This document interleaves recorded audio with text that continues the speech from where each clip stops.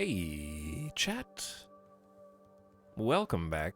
It's Saturday night, just after what is now 7 p.m. Pacific, here in fabulous Las Vegas, but actually more like 6. Because today's daylight savings time in the USA, and we're all, most of us, not you, Arizona, are gonna actually gain an hour. So you have 1 free hour tonight if you are an American. And there might be one other state that doesn't do it, but I don't remember. I just remember Arizona doesn't do it.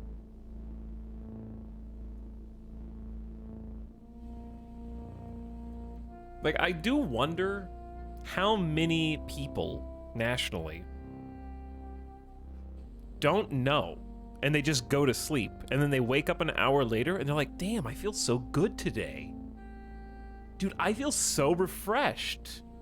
I'm on top of the world. This is the best Sunday morning ever. You know, like they're just so excited and thrilled because they actually got 1 extra hour of sleep and they didn't know.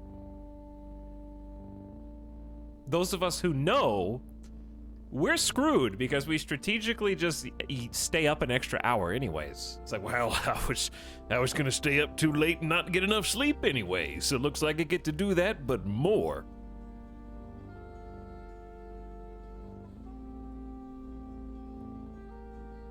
No wonder I only feel refreshed from sleeping once a year.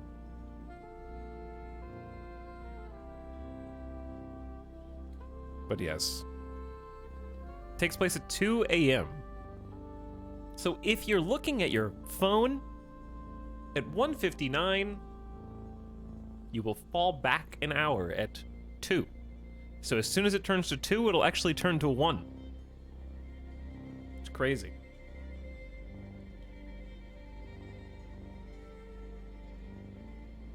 You just time traveled. You alone have this power. Like, okay, here's the thing though. Think about how many small children you could influence like that. Just go up to like your nephews and be like, all right, check this. Look, first of all, you're keeping your nephews up to 2 a.m. So that you're already a little irresponsible. But then you could just show them your phone and be like, look at my superpower. Check this shit out. Watch this. I can will us right now to go back 1 hour in time. I am a time traveler, and they will 1000% believe you forevermore. They have to, that's the catch, they have to be awake to see it. But you could just hold your phone out, nothing else happens. They don't know about the mechanics of the government agencies dictating fairly arbitrary and borderline ancient clock rules.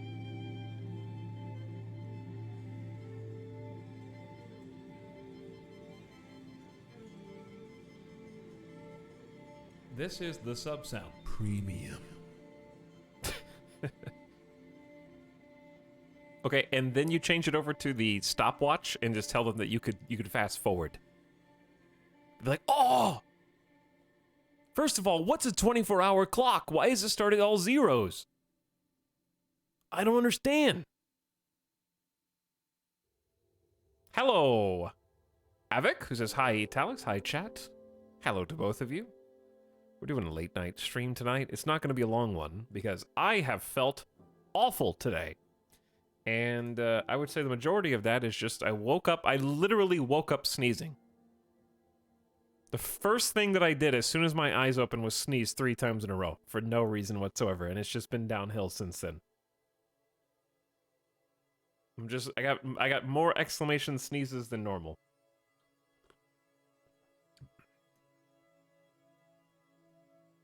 And this happens like once every week to 2 weeks. I'm just allergic to 85% of everything that exists in nature, per my allergist. Possibly more. And we're coming up on the 2 months.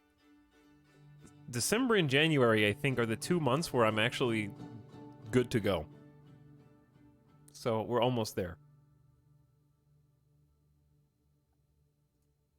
But anyways, I'm just all stopped up. Combination of sinuses are completely stopped up and can't stop blowing my nose either at the same time. So I have just like a headache. I feel bad. I feel bad. But I feel good enough to just chill, hang out. Probably just play for like, I don't know, like 4 hours or something, somewhere around there. And I don't want to do a full giant RimWorld eat people stressathon. So we're just going to do a little bit of column A, a little bit of column B. We're going to do bite-sized nuggets of gameplay tonight. Because I have enough real-life stressors and anxieties. I don't need to add virtual ones on top of that too much. So, we're probably gonna just play a little bit of cards and then switch it over for 2 to 3 hours of RimWorld. And see what we can make happen in a short amount of time.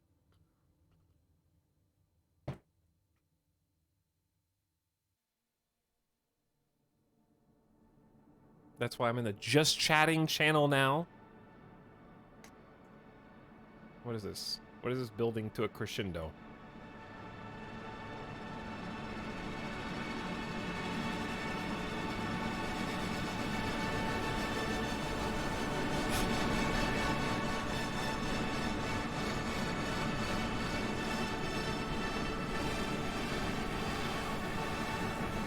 That's the sound right before the end of the universe. I am ascending. Hey, Italics, you're Pog. No random chatter. You are Pog.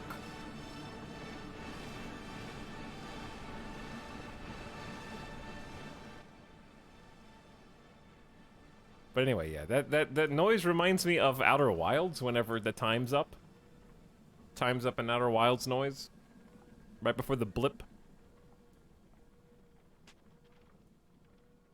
Am I also Pog? No. Kind of reminds me of Annihilation. I want to watch Annihilation again. Spoilers. What do you mean spoilers? Listen, that's not spoiling anything because it happens in the first 20 minutes of the game. Alright? That can't be spoilers. Joke's on, the joke is that everything happens in the first 20 minutes of the game, technically.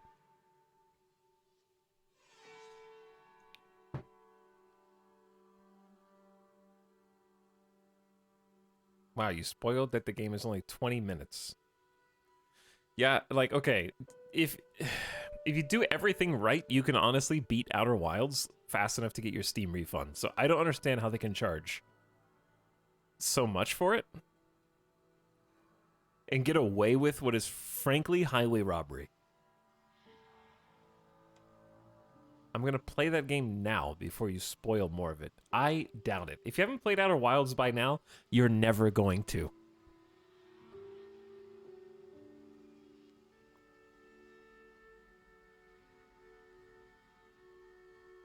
And that is a fact. That's not true. That's not true. It's still just sitting in my Steam library from the last Steam sale. Hello, Xylophobia. I've been awake since 5. It's currently 9 where I live. 9 what? AM? PM? That could be 4 hours? Or that could be 14. Okay, that could be...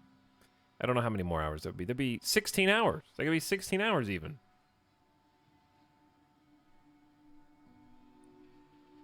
I just quit my job so I could play Outer Wilds this month.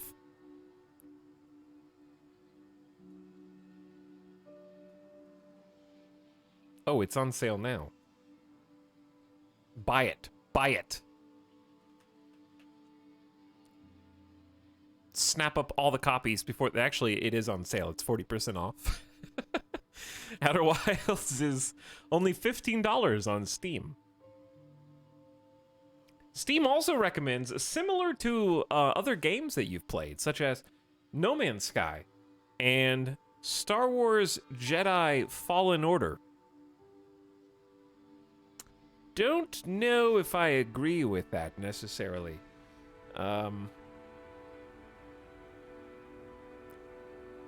It reminds me of all the lightsaber kills that I got in Outer Wilds.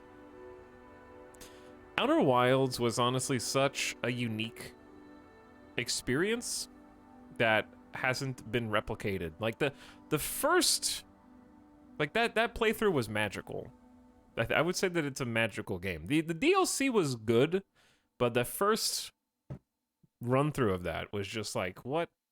How did they make this? And I remember playing the OG like way back when on YouTube. I did not know at the time that they were going to go on because it was a college level game at the beginning. They did like a version of Outer Wilds that was like a college project, and then took years to develop into 2019's probably game of the year. Like, what else came out in 2019? 2019 best games of the year. Let's see what we had to deal with in 2019. Okay, according to... Let's see what the game of... Oh, Death Stranding came out in 2019. All right, that's my actual game of the year. I would say number 1, Death Stranding. Number 2, Outer Wilds. Wait, Disco Elysium came out in 2019? I don't count that, though, because that wasn't the version that I played. So I don't count that. I didn't play that. They didn't have the full voice acting yet, did they?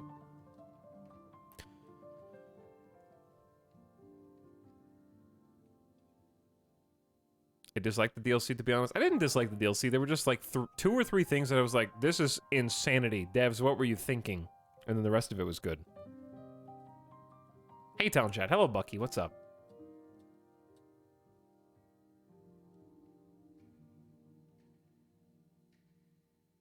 Outer Wilds is what Portal was, a tech demo that was actually an amazing storytelling device. I would say that there are some similarities in that, yeah. I watched your Disco VODs a while ago. Do you still think it's an 8 out of 10? Did I say it was an 8 out of 10? There's no way I said that. There's literally no way. You did.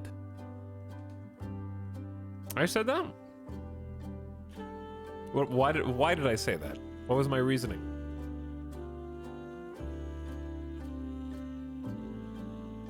You were pissed at the end of that 15-hour stream. I don't...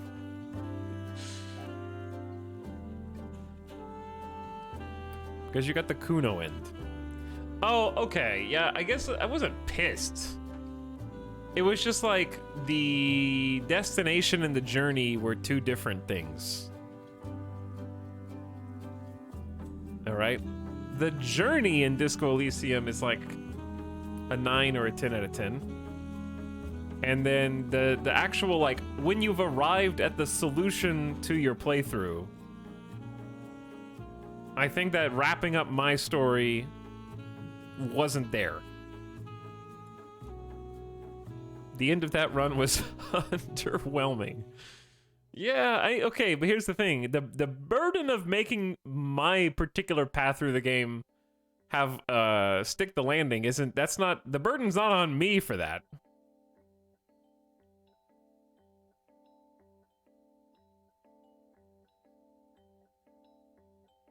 You basically stumbled into the solution by accident. Dude, I don't even remember the details, and I don't want to spoil it for people who haven't played it, because I would say that Disco Elysium is a gem that absolutely should be played. It was just that I chose such strange side path stories. And okay, I'm trying to think of like a analogous... It's kind of like Witcher 3. Disco Elysium and Witcher 3 have a lot in common to me. Because... the only thing that I would change is that I think The Witcher 3 cumulatively had more help because it's the 3rd game in a series.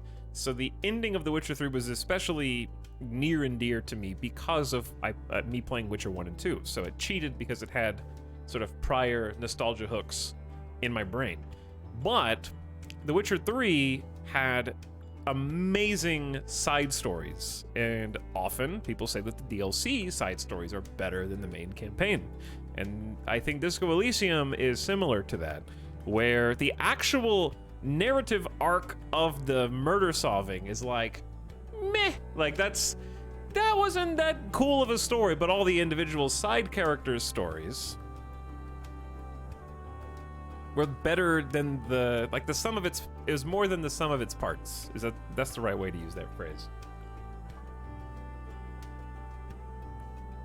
So I feel like they do have some kinship in that, where Disco Elysium's individual journeys were so amazing and the side characters were so amazing, that the main hook of solving the murder was like not as fulfilling by the end, which in some respects is the point.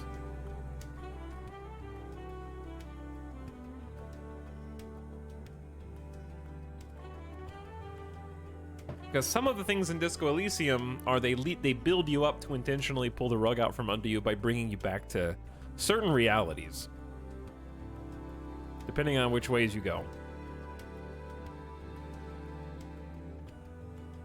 I still hear the narrator's voice in my head.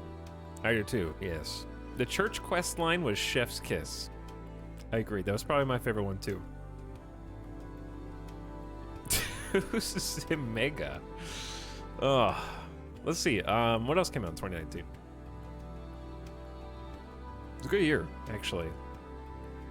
I did not like Control. Control came out in 2019, and I very much was not a fan. Contrary to critical acclaim, I thought Control was bad, personally. Especially when Death Stranding came out that year. Outer Wilds came out that year. Resident Evil 2 Remake came out that year. Easily could be anybody's game of the year. Disco Elysium came out that year. Devil May Cry 5 is probably the dark horse that slipped under the radar because that was an amazing game that I wish I had played more after I went through one campaign of it. But it was just so crazy. The soundtrack was amazing. The actual fluidity of the combat really stuck the landing. 2019 Year of the Year, yes. Untitled Goose Game came out. Hypnospace Outlaw. Baba Is You. Metro Exodus was awesome. Astral Chain, never finished that, but I remember streaming Astral Chain. There were some interesting days in chat for that game. That was a pretty good year.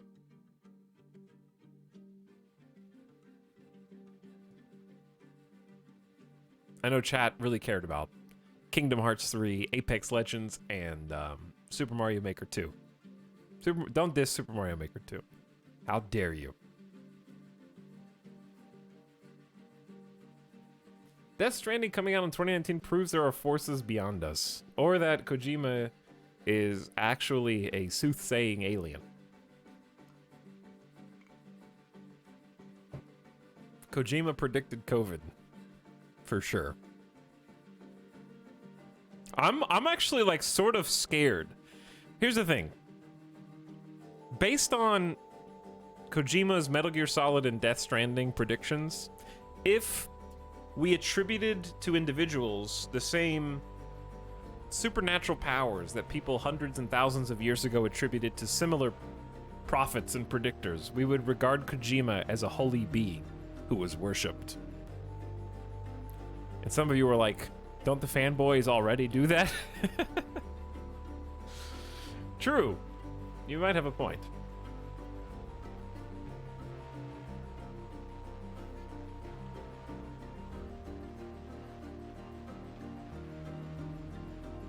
Was Death Stranding good? I've heard mixed stuff from it. It's extremely good, but in a way that it's hard to describe. I would just watch, I don't know if there's spoilers in it, but I would just watch Donkey's last Death Stranding video. And if that doesn't convince you, then you probably just won't like it. Because the second, not the first video that Donkey made on Death Stranding. That one was just wrong. And incorrect. That's why there had to be a second video to correct it.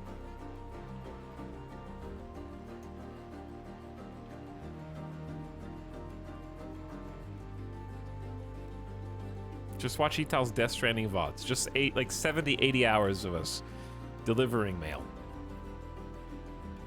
So good. But thanks, what's up, Late Night Slubs? Arch Play Stuff says, achoo for 24 months. Thanks for 2 years, Arch. How you doing, dude? We're jamming to some Far Alone sales right now. Great soundtrack. Ace Tech says, hey dog, Over the Hill. I've been on a month-long vacation, but I'm finally catching up on RimWorld. Sad I'm missing it live. What a story. I don't know which VOD you're on, but I apologize in advance. Randy is half the storyteller, you're the other. Keep it up. Thanks for the double sub, 50 months, and also hope the road trip has been going well. Or hope it went well. Or whichever is applicable. Chat, don't omega lol. It was a sincere, heartfelt apology. Tuna Pickup says, any Italics enjoyers online? No. They're not. Only the Europeans appreciate me and they're all asleep. People Rive, hello, need some toast here. Thanks for 25 months. Chub Noble says, surprised I've been watching this long. Is that because of me or because of you?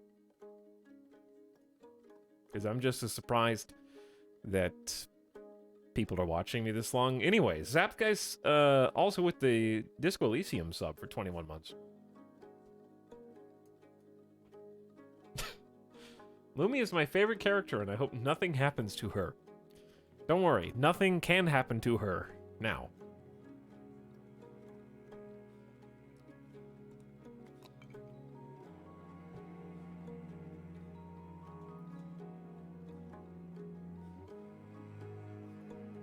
Dang, we're going back to Djinn hours. Okay, I was going to talk about this. Are you going to stream the new God of War? Probably not. God of War 2018 was probably my favorite. I was just a PlayStation boy, and I still am to some extent, but it's just so long. Like, I would basically have to do two things. I think the main plus extra for God of War is 32.5 hours estimated. I think it took us 50. So I think we streamed it for 50 hours. It was like 6 streams of 9 hours a day God of War until we were done. And I just don't want to do that alongside the rest of Twitch. Because I know what's going to happen. Not only is every other streamer on Twitch going to be streaming that, and people are already doing their replays of the first game to get ready for it, but everybody else in chat's going to be like, I don't want spoilers. I don't want to watch this because I don't want to get spoilers. I just wanted to come in and say that I'm not watching this stream, and then I'm going to leave because I don't want spoilers.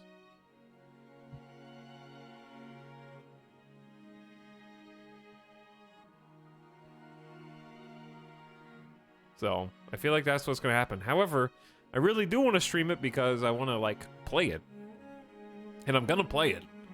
But I guess I'm going to play it maybe off stream. I did want to do a replay of the first game again, too, because I feel like jumping back in to Ragnarok without... It's been years. It's been a few years.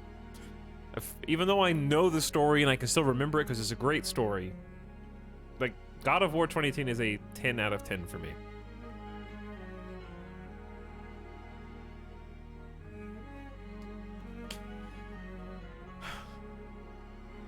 But yeah, I just don't think that I can do a 30+ hour dialogue heavy movie, because God of War is a movie more than a game. And it's a great movie. But it would just be like us watching a movie, which is cool, like that's fine. But again, it's just a commitment of like 6 streams. And it's that every other person on Twitch is going to be also playing that at the same time. And it's like a race. It's like, oh no, I don't want them to finish. I want to, like, damn, I got to play more. Get a marathon it. So, like, it takes something that I know that I'm going to love. Because it was a 10 out of 10. One of the best games of all time. And I kind of just want to enjoy the second game on my own terms and just be able to, like, it's cold. It's winter. I can just put a blanket on the couch. Play it on the big screen TV instead of like tiny 20-inch monitor with a controller, and I'm just like right here with lights on in my face, like, oh no, boy, no. And I can just like sit back and just like mouth hang open and like drool while the beautiful mocap fight scenes with the gods happen.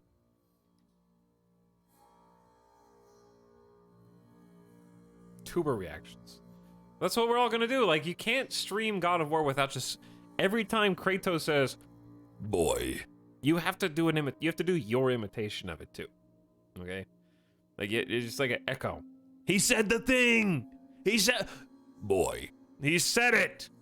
Boy. He said it again. And you have to like do that out the whole time.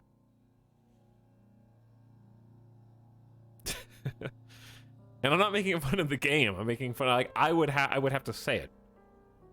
It's like it compels me. It's like yawning. When Kratos says boy, I also say boy because it's like Kratos yawned in my face.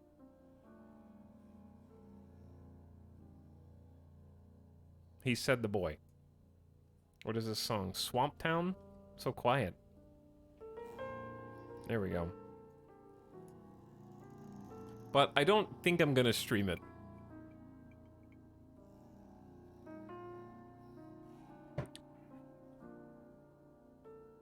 But I mean, never say never, but it comes out in like 4 days, doesn't it? Isn't it, November? Yeah, November 9th. So that's Sunday, Monday, yes, Tuesday, Sunday.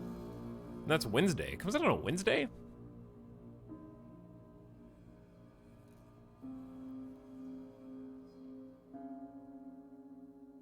Hey, Tao, best wishes. I'm feeling pretty ill myself right now, so I can commiserate.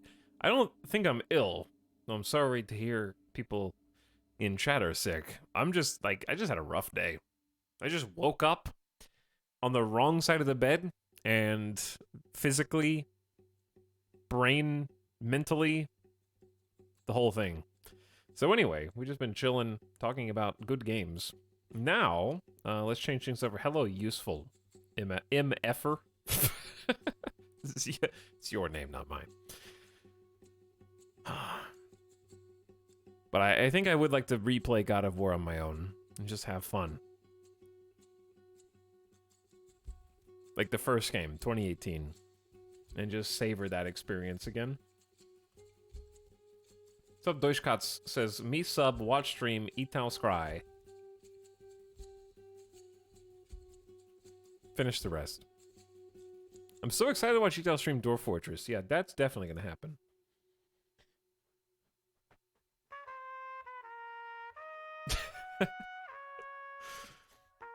Today I came home at 10 a.m. and woke up at 11 p.m. Did you go to sleep at 10 and you woke up at 11? That's 13 hours. That's a good sleep.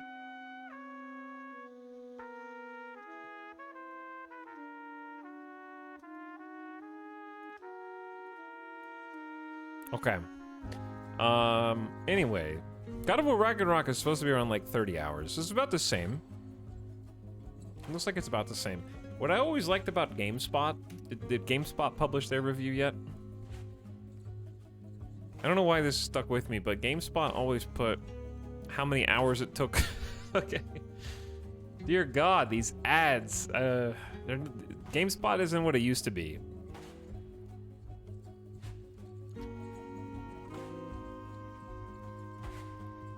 This is extra confusing. Oh. Hey, hang on, can I show you this? It's just an all-white screen, but it's also extra confusing because I'm on GameSpot, and there's a giant ad for GameStop. And if you're like me, you always get the two of them confused. So it's like, wait, hang on, wait, did I type? No, I typed it in right. Which website am I on? But also, like, this looks like one of those, this looks like ads that you shouldn't click on. Do you know what I'm saying? Wait, no, that's the ad. Like, I feel like I'm not supposed to click on any of these because they're gonna take me to a shady website. That's not this one. Very strange web design.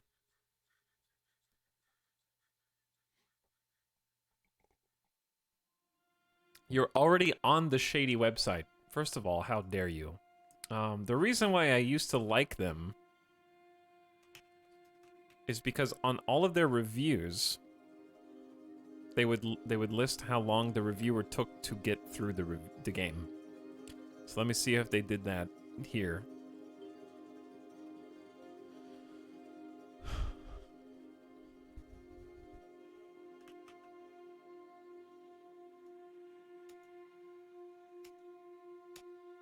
Okay.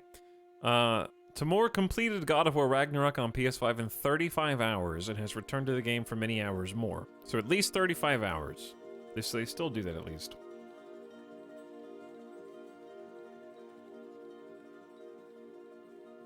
Yeah, I always appreciated just knowing exactly how long they actually took to both review the game and also how long it takes to beat for my own purposes.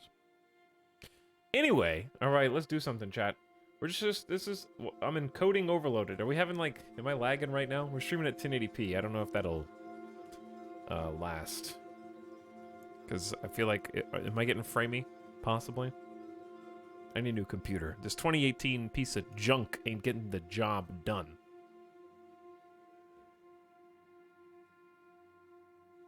It's a little jumpy. I don't know why.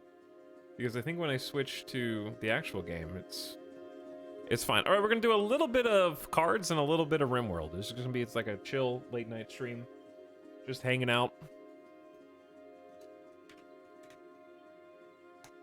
I do want to play more Victoria 3. I'm not done. It just needs to be the right time.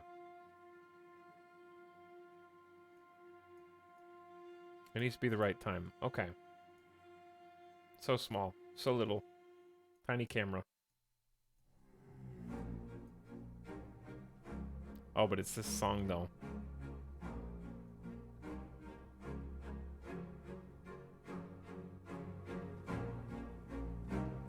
Ah.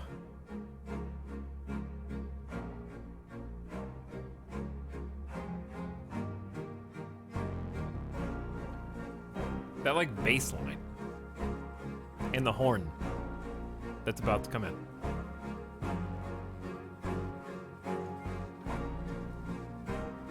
I'm playing Vicky 3 right now. The war system makes no sense. I haven't gotten that far yet.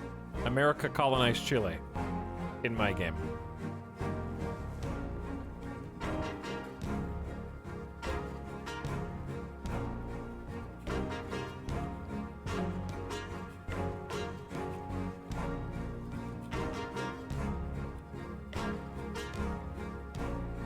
Sorry, chat. I'm vibing right now.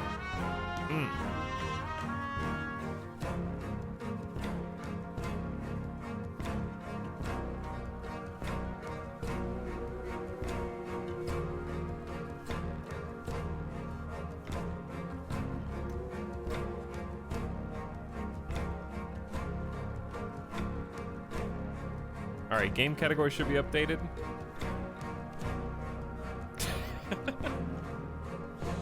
I'm just reading chat. I'll read it out loud in a second.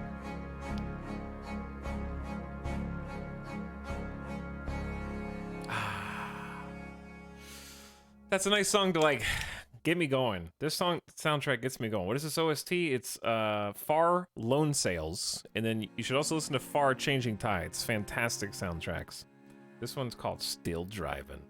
Okay, let me read some chat out loud now. Don't patch Vicky 3. It fixes one thing, then breaks two. Oh no. Are the patches not been good? All I know about ETAL and Marvel Snap is from Discord, so out of the loop. Any other games besides Snap? You'll probably play a little bit of RimWorld. This is just going to be a short few hour stream. So we're just going to do a little column A, a little column B. I just haven't been feeling good today. Is it possible to D-rank under rank 100? I don't think so. And is there any downside to doing so, or can you just play for fun? I can just play for fun now. And they are going to have a casual game mode at some point. I believe, like, sooner rather than later, because they said that they were going to work on a system for unlocking cards before year-end 2022 is what I heard. I watch you mostly for RimWorld. What is Snap? Okay, so there's a couple people, Ace Tech and Taeon.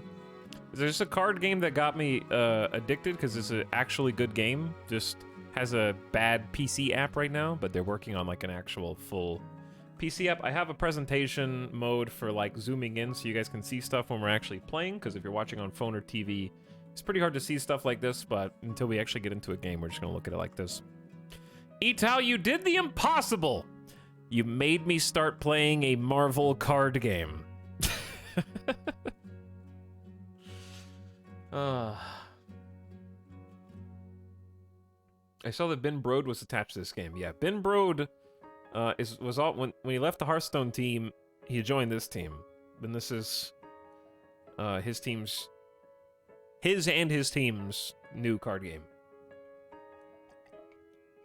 But anyway,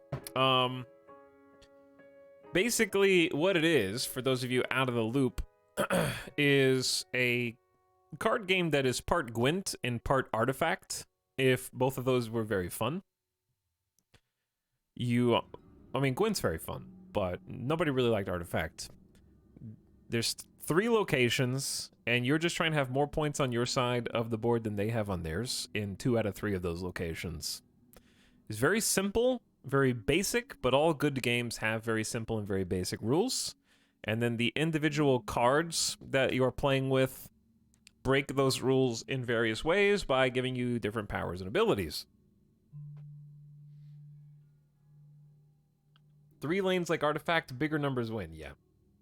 Anyone remember Artifact existed? I actually bought into Artifact. Like, I was like, oh, Artifact, this is gonna be great. I'm ready for a new card game. I think I paid money to play.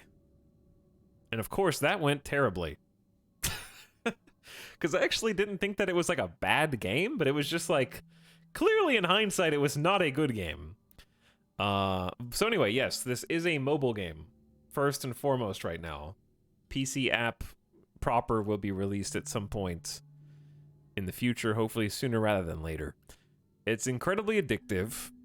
The gameplay from a mechanic standpoint is actually very good. And I say this more as someone who is into the board game and card game, like in like IRL sphere. A lot of the mechanics in this game remind me of board games and card games that I like to play in real life, as opposed to it doesn't remind me as much of like Hearthstone or digital card games as much, even though it is similar to those. Honestly, had no idea this existed until yesterday, and I've been grinding it ever since. It happens. It has an extremely kind free-to-play model. And by kind, I mean you can free-to-play this with very, very few limitations. All the way up. It's just going to take time because they want you to keep coming back and doing dailies and getting your credits and whatnot time over, like day after day. Like if you had unlimited money, if you had just $1 million, you would still have to play this game for a month and a half before you could get all of the cards. So you can't just buy 300 booster packs because there are no booster packs.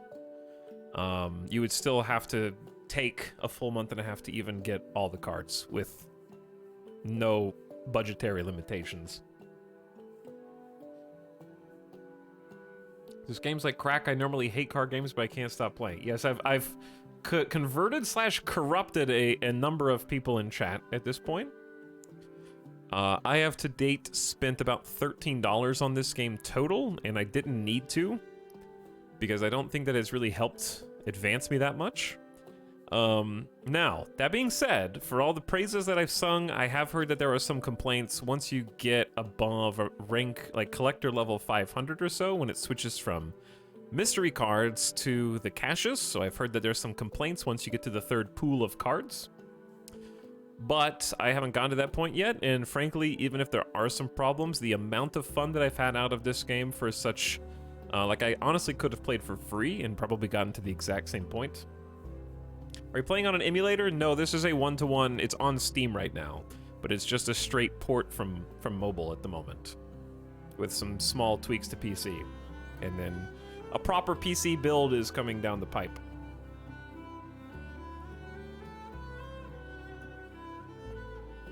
Toss, have you played Cultist Simulator? I have not. One day we might. When I'm ready to, like, not understand what the hell's going on. But anyways, if you have any questions about it, I know I've some of you guys who've been to all these streams have heard these sort of same speeches. half a dozen times now, but there's still more people coming in because some of you were just like, okay, fine. This is the 5th time I've seen you streaming this. Why and what is it? Like, you eventually give in. You eventually cave. So I sort of have to walk down the familiar roads. How does toxic waste work? I was happy to see your game-winning 100 live. Yeah, we are at rank 100, which is this game's version of Legend. We climbed the ladder and hit rank 100 yesterday. So my work is done. I can now have just casual fun and rest. He made a whole dedicated Discord channel. I guess I'll check it out. I'm like all in. I am honestly all in. Like, I am Monday actually. I'm just gonna tell you guys now. Monday is going to be a full Marvel Snap stream because the new season pass comes out on Monday, and that's gonna be, I think, the Black Panther card and the other stuff. So I'm just like, this is your fair warning. I'm just gonna stream Marvel Snap on Monday because I'm all in. The season resets. They got a lot of value out of that day 9 ad. It was actually like day 9 is just playing this game now. He's like actually hooked. I was trying to watch day 9. He's been streaming Marvel Snap, and the stupid PlayStation Twitch app sucks. I was cozying up yesterday after the stream, and I was like, I want to watch day 9's Marvel Snap stream and just chill while I eat my food. And I booted up the PlayStation. I tried the PS4 and the PS5, and I just want anybody who's got a PlayStation to tell me, if you try and go watch anybody's VOD, is the audio laggy? Like, his mouth would open and then the sound would come out half a second to a full second later on both platforms. So you, like, it was unwatchable.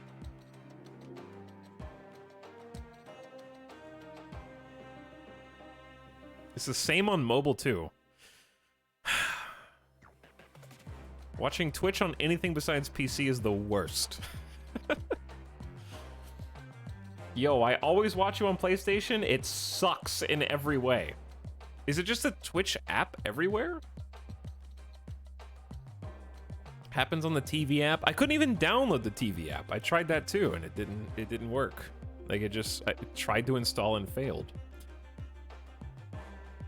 It's a rare thing when you find a variety streamer so all in on one game.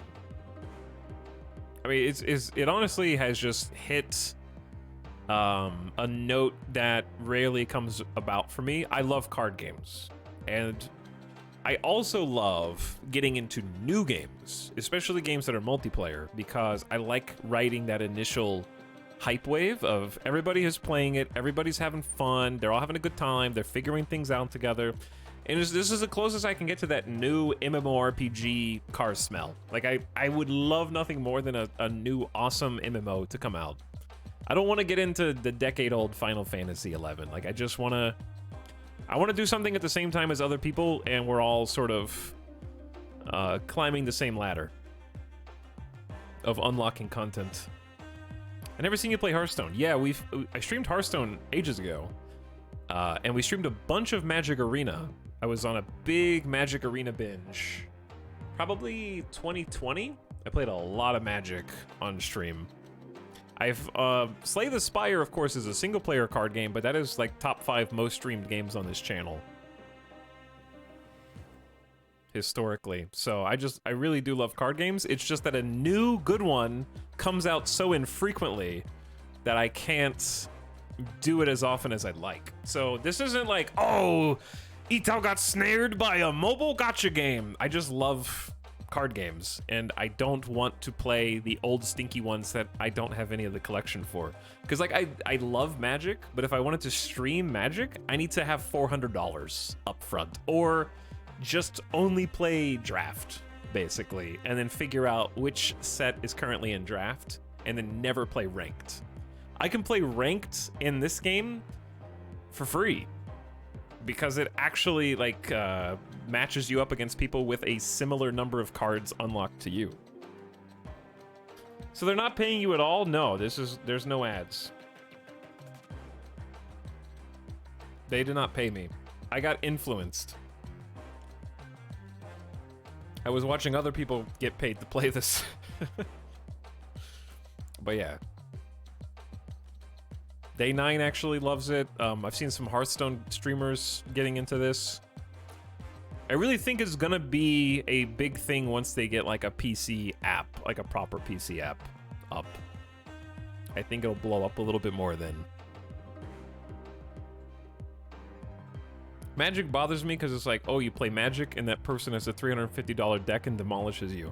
Yeah, like you physically cannot play Magic ranked without 4 months of time or a bunch of money to like inject boosters. How much have you paid into this? I paid $13 so far, but I could have gone free to play and I'd be pretty close to where I am now.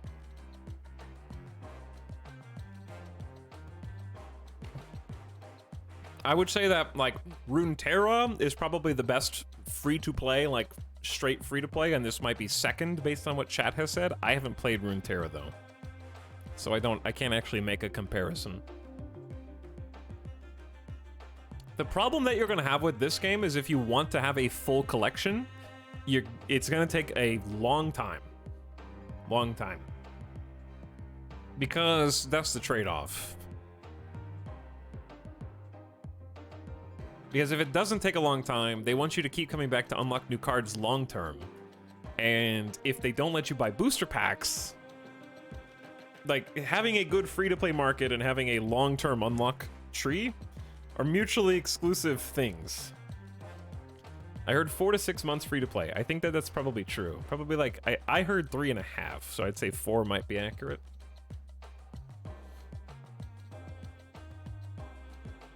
Anyways, nice man. As a Magic vet, I agree. Spending like 300 every 4 months isn't really a hobby. Yeah, that's why I had to quit Arena. Because I played a lot of Limited in 2020 and a lot of Ranked, and I had all the sets for the standard rotation. And finally, a couple of new sets came out. And I was like, I can't do this. 3 of my sets are about to roll out of standard, and I don't want to play the other game modes where those cards, what is it, historic or something, where the other old cards are allowed. All right, let's Snapchat. We're gonna play just a goof deck. This deck is not good, but now I can play with silly decks, and I don't care if I win or lose because I already hit rank 100. I'm still in pool 2. I haven't upgraded the cards yet. So when we do the Monday stream, when the new season pass comes out, where Black Panther is gonna be added. So I'm at level, what, 80? So I've been unlocking caches all this time. Once this comes out, then we're gonna spend any and all credits that I've accumulated and just pump my collection level so we can get as many cards in pool 3 as we can, and then we're gonna make some baby pool 3 decks with whatever we unlock. Because there's about 75 cards in pool 3, and you're not going to unlock all 75 of them because of RNG, which is by design.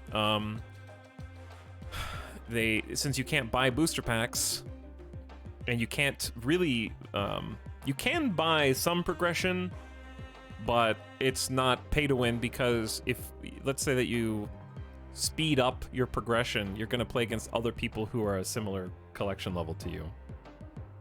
I was about to buy the battle pass. The only reason that you should buy the battle pass is if you want the cosmetics, and if you want Miles Morales right now.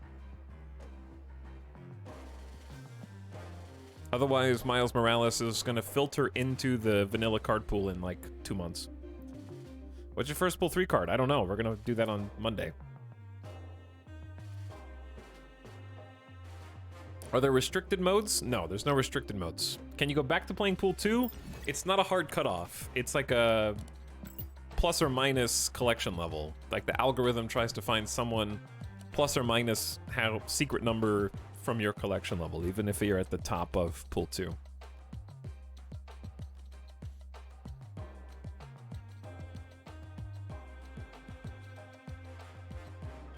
Whoever made this game has Etal's number. Reset soon, praying for good variants. Yeah, I got some pretty good ones. The variants that I got with the battle pass for art, I got some good ones. Chat, I did not get that in the battle pass. I bought that with gold. I had to.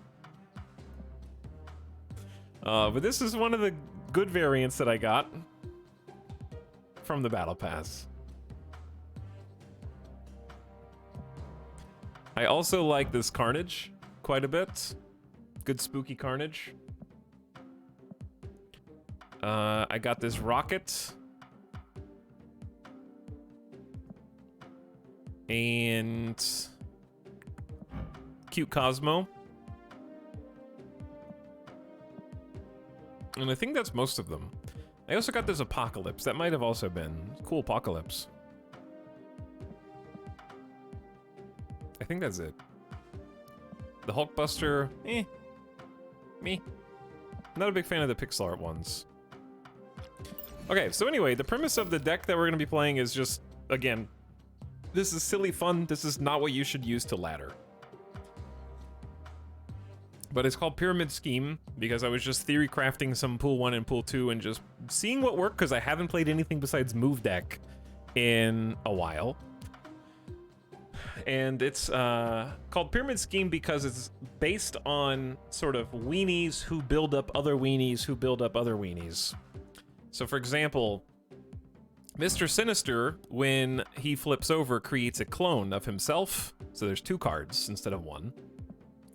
But he creates a clone of whatever his stats are. So if you say, bop him with a Forge, who gives +2 power to the next card that you play, then him and his clone get +2 power, so you get more value.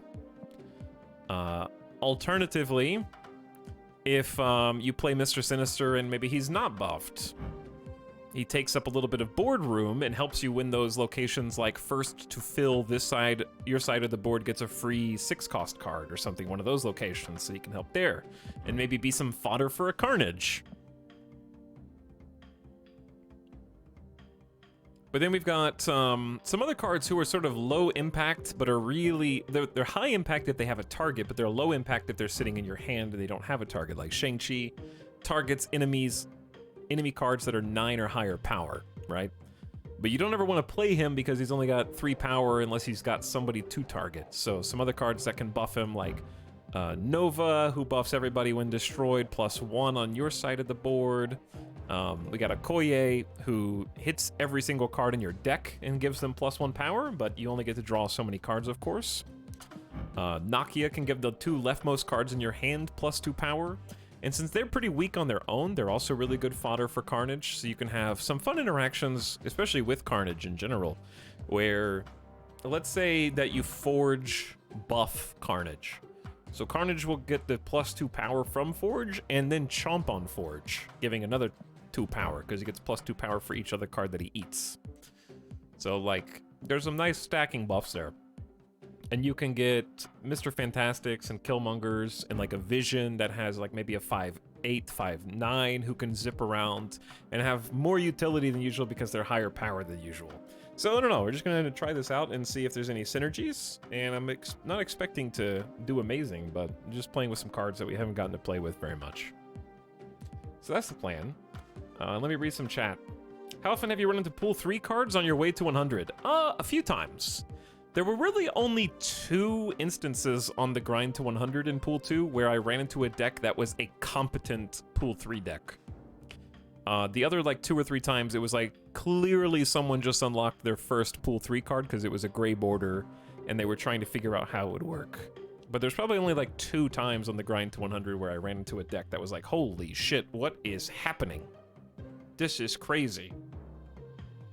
And I assume that I only matched up against them just because, you know, if somebody's matchmaking for a long time, I assume it expands the search radius.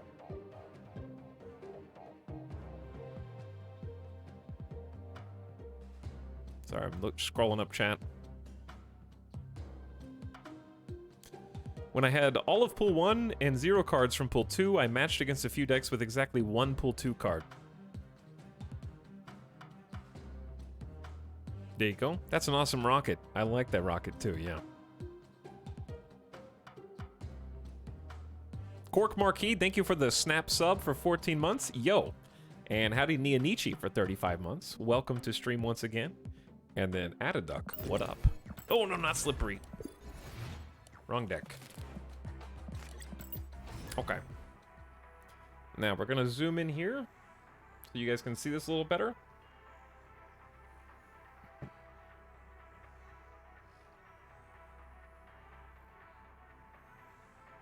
I ran into a Sarah deck as a pool 2 person in rank 60. Sometimes you just have to recognize, like, if matchmaking throws you up against someone you don't think you should be playing, just take the 1 cube loss and reset your board.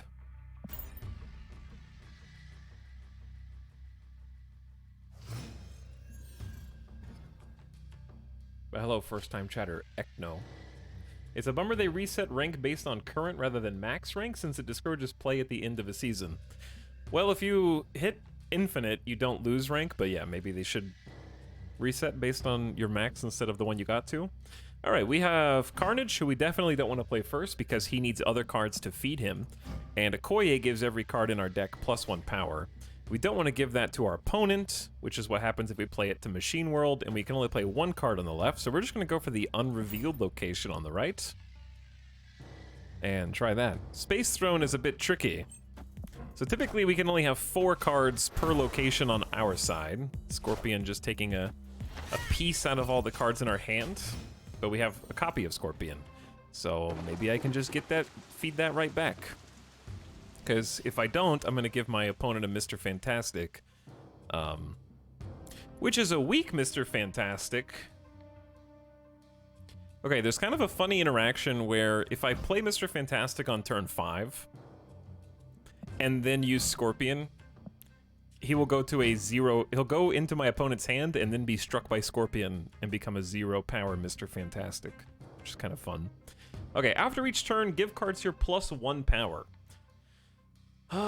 What I'm gonna do, since we already have a turn 4 in Jessica Jones and a turn 5 in Vision, I'm gonna go ahead, yeah, I think I'm just gonna Scorpion him right back, to be honest. Okay, he's taking a card from the bottom of my deck with Cable, and we're just going to reap the benefits of Muir Island. My hand is very full of stuff, and maybe that's the point. He just wants to fill up my hand, but I already have plays. Only 1 card being here for each player is the tricky part right here. So we're just going to play Jessica Jones in the middle. Give him a copy of that. And they just stole my Vision, probably. The cards are so small. So Jessica Jones, if we don't play anything mid, is going to get +4 power because she likes to be alone for a turn. So it's turn 5. We need to play right. And I don't really have any way to buff Vision outside of Mr. Fantastic mid, so we might just go ahead and Vision if they don't have any way. I don't know what they're going to play at Space Throne. I assume with Cable and White Queen adding cards, this is gonna be a dinosaur, but maybe not. Nope. Just a Rogue Angela. Opponent snapped. What am I missing?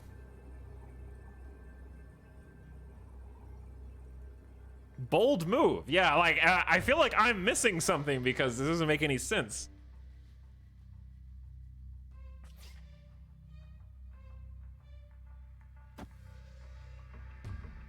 Just in case they emote or something, I'm just gonna mute them because this is the final turn. What I was gonna do was like Mr. Fantastic there to get value from the +1s from Weir Island, and then, or say Mr. Sinister. What did I say? And then either Fantastic mid, but that's not very strong. They have initiative, so I'm just gonna Shang-Chi, and if they put anything giant here, Shang-Chi will take care of the rest. Snap back, you got this. What if I don't, though? Oh, snap. I mean, I can't really lose that much. It seems like I can't fall below rank 100, but I'll snap back.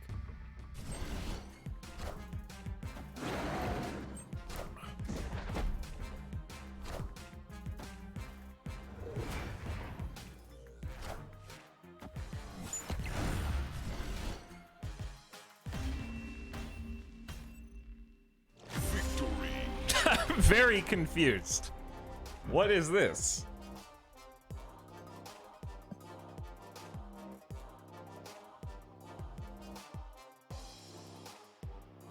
The Angela is a head scratcher. The Angela is a head scratcher.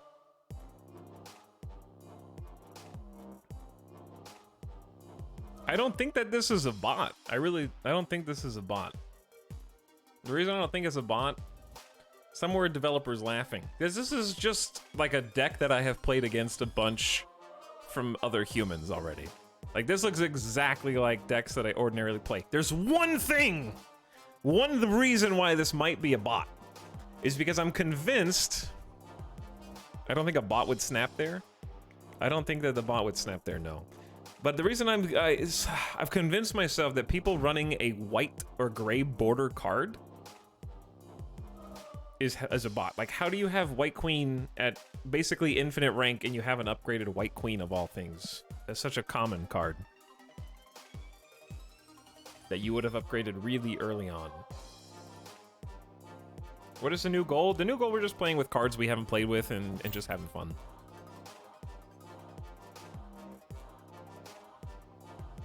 I've been seeing a lot of move deck lately. Guess it's popular in late pool 2 when people get more of the pieces.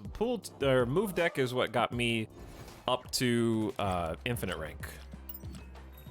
So yeah, it was very good. Give me my free credits bin, and let me see the variants today.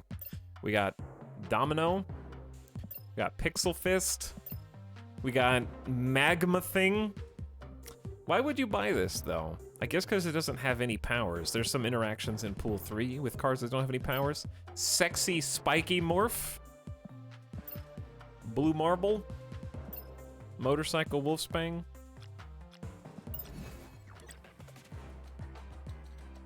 Does getting to fun unlock anything? Don't you have a Koye white border in your infinite rank? Yeah, but that's a pool 2 card, and it was actually the last pool 2 card that I unlocked. White Queen is pool 1, right? Tox, I see your version of Blue Marvel Squirrel deck. I never played that. Sorry. I hate kazoo players. I'm just kidding. I live to killmonger them.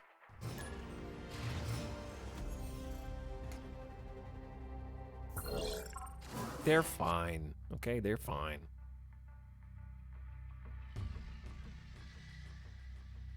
The morph one is cool, but it'll never stay as that art. True.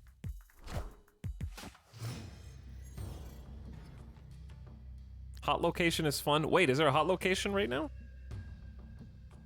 Random card. When you play a card here, add a copy to your hand. Now that is very good, because there are some fun things that you can do with that. I can also just Scarlet Witch it when I want to as well, depending on what they're playing. Agent 13 and Wolverine.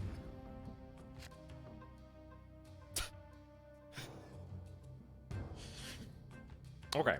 There's something that it's going to take way too long to set up.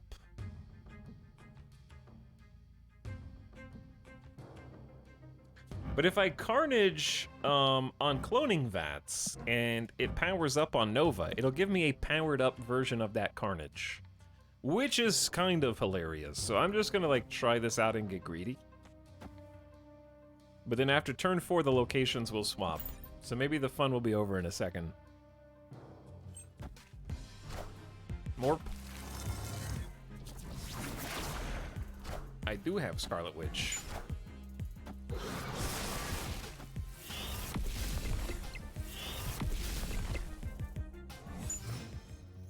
Hey look, it's a 2-cost, 8-power Carnage. That's pretty good. All right, we need to get Jessica Jones down. That is a beefy clone, yeah, that is a beefy clone. Jessica Jones, you go, let's start playing for left over here. Okay, they have the same idea, but mine is stronger.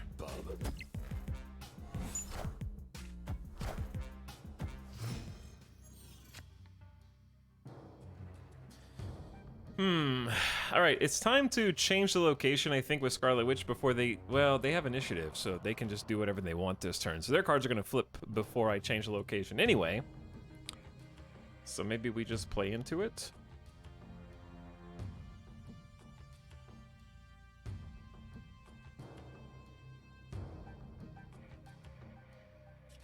You have a card in each player's hand plus 1 cost. Okay, let's do Forge. Right. Mr. Sinister mid. And then I want to get a Nova down in case they do a Killmonger somewhere. Let's just put the Nova off to the side.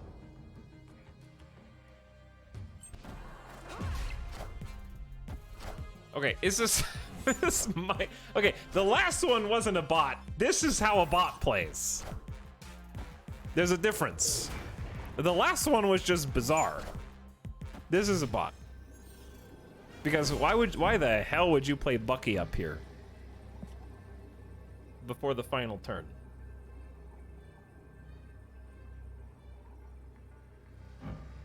Right?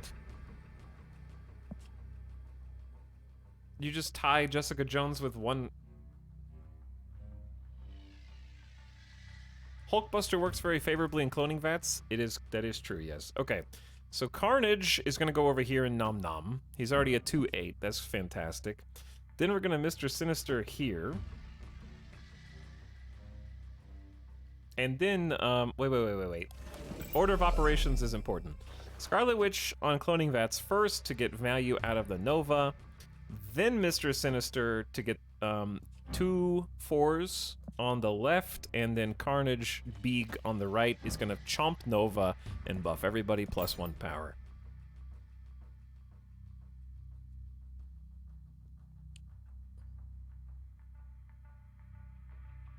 Alex, dare you to pronounce their username?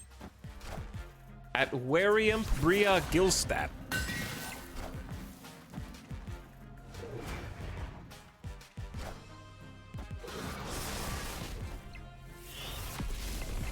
These are some juicy numbers on our side of the board. What? Okay, they automatically lose by extension of the Carnage there. What did you call me? No snap? Maybe I should have snapped. I don't know. I don't really care about snapping anymore. I hit rank 100. I'm just playing to see if I can win with these cards. We hit 102. New high score. Okay, what's the hot location?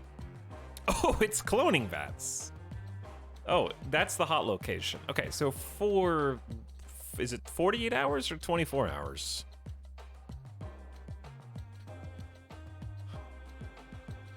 This is a 60% chance of showing up in your game as one of the locations for at least for 48 hours. This one's pretty spicy. It doesn't seem predicated towards one particular deck over the others. Fun is okay. Fun's okay. Glad I have the approval. But yeah, now that I've finished playing my ranked ladder, I get to experiment with other cards. More Space Throne. Opponent snapped. Oh my god. Maybe I can get to 103 if I snap. Oh, so many cubes. Like once you get to infinite, snapping sort of loses value unless you're like trying to be #1 North America. I want to be #1. Okay, Forge is the same card my opponent played. But what does snapping do? Alex, do you have a YouTube channel? Do I have a YouTube channel? Technically, yes. There was a turn 7 this game. But have I updated it in forever? No. Are we just gonna beef up this? God, this is kind of a weird board for us. This is probably a weird board for them as well. So Nakia is gonna get +2 from Forge, which doesn't matter, but Nakia is gonna give +2 power to the 2 leftmost cards in her hand. Why is this a mirror bot? There's no way that they have the same cards. Is this chat? What's happening? Am I being baited by what? Is this a developer? I'm gonna Jessica Jones in the middle. There's the same rarity. Okay, no, they have Angel and Carnage. Oh my god. I was actually like, what the hell? Okay, this is where it differs. But the fact that it was the same rarity was so bizarre. That freaked me out a little bit. Turn 5, I think this is a good spot for Vision because we have control over the Space Throne and we can vacate to go somewhere else if we want. Dev in chat. That is a juicy, juicy Carnage, dude. The juiciest Carnage. I happen to have an answer for juicy Carnages, as it happens. Now, I wish I could do something else. If you Shang-Chi, the problem with Shang-Chi is I don't have any other play. So I pretty much just have to trust Jessica Jones is going to hold mid 10-2. And then Shang-Chi is going to swing. They're going to kill a 14-cost Carnage.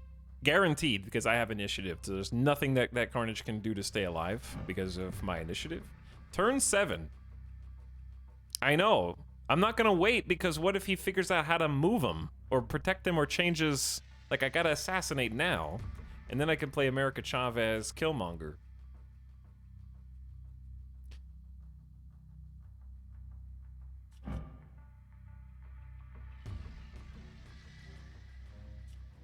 This is rough, but I'm gonna go for it. I'm just gonna get it out now. Where I have juicy America Chavez. Well, there's a juicier 10. Okay.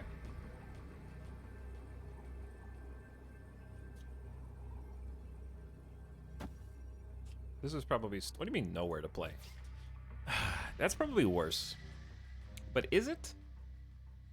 It's actually not worse. It's worse because it loses to America Chavez, but I'm going to do that anyway. And I have 4 energy left over. This is why we didn't bet.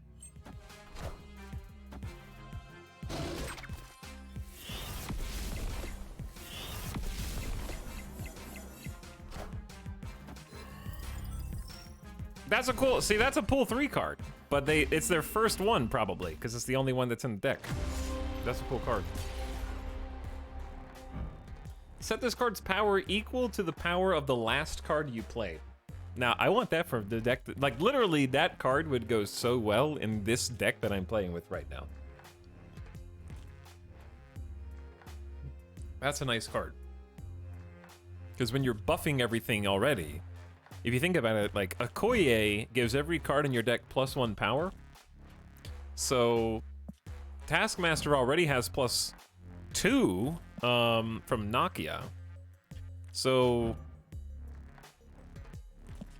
like, Okoye should +1. Maybe it was already in their hand. Yeah, it must have already been in their hand. My point is it double dips. So, like, let's say that you play Okoye. Every card in your deck gets +1 power, and that Taskmaster's in your deck. You get +1 from Nakia. I mean, sorry, from Okoye, and then +1 from whatever card the Taskmaster copies, so it's double value. Taskmaster resets the power it has to the last card it plays. Okay, yeah, okay, never mind, you're right. But...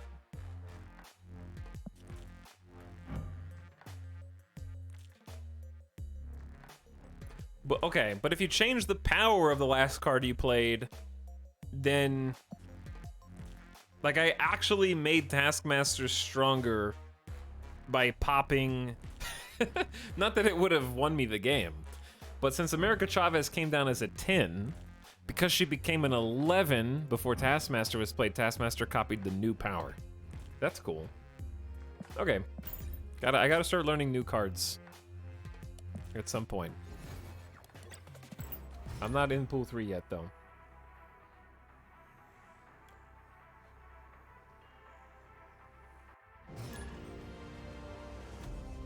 Taskmaster and Devil Dino is the obvious play? I don't think it's that obvious because you technically weaken Devil Dino by playing Taskmaster. you'd be better off. You'd be the same just playing another Devil Dino with like Moon Girl.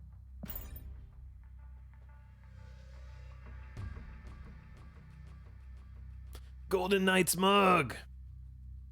Pool 3 is so much different than Pool 2. It's very interesting, all the new cards in there. Yeah, we're going to delve into that on Monday. We're just going to do a mass upgrade of all credits into all the cards that we can when the new Battle Pass comes out. I'm at like 2,500 credits right now, so I don't know how much we'll have by then. So it'll be the dailies from tomorrow and the last dailies from today, and then whatever we get on Monday. Plus the new weekly. The weekly will reset. So we'll have like probably over 3,000 credits to just burn on upgrades. And we'll be climbing the collection level. Okay, it's turn 2. We don't want to Carnage because we don't have anything to destroy. So we could just Okoye twice. That's a little bit greedy.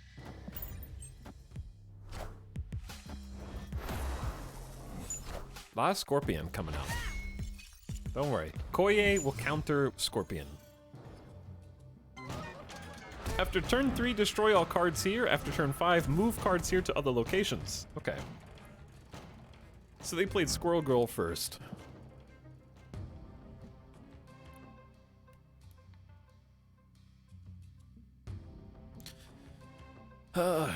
What to do? We still get 3 draws. So I'm actually just gonna Okoye again. Oh my god. There's gonna be so many cloning vat combos that I'm not expecting. Because this deck is not made to capitalize on cloning vats. It does have a couple synergies though. Such as really strong Mr. Sinisters. Anyway, let's get this. We're gonna get Forge into cloning vats. And he's gonna +2 Carnage. Who's gonna eat everybody, and then we'll get copies of both. And they're just gonna make God tier Wolfsbanes.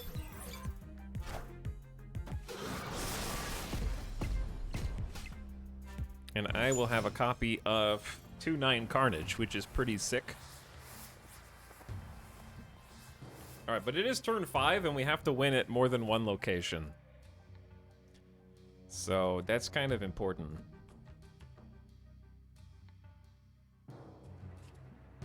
The problem with playing the Strange Academy is it might shift us back over to cloning vats, which is not really what we want to do. So what we're going to do instead is go ahead. It's okay to put maybe Forge there and say who cares where he goes, but we need to establish a presence at Murder World. So Forge is about to make our 2/4 Mr. Sinister a 2/6 Mr. Sinister, who's going to become another 2/6 Mr. Sinister. And I have to decide where the hell I want a Shang-Chi.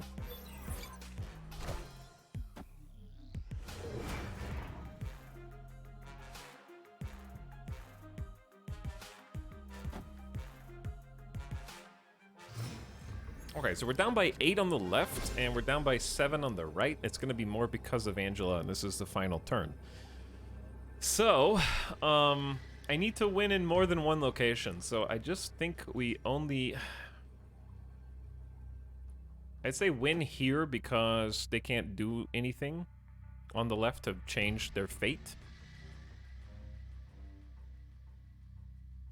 And then just chuck the 2/9 Carnage mid. Because they should be out of copies of everything. Opponent snaps. Double snap, let's go! Because I don't remember what they have copies of, but they've already used their Wolfsbane copy. So what could it possibly be?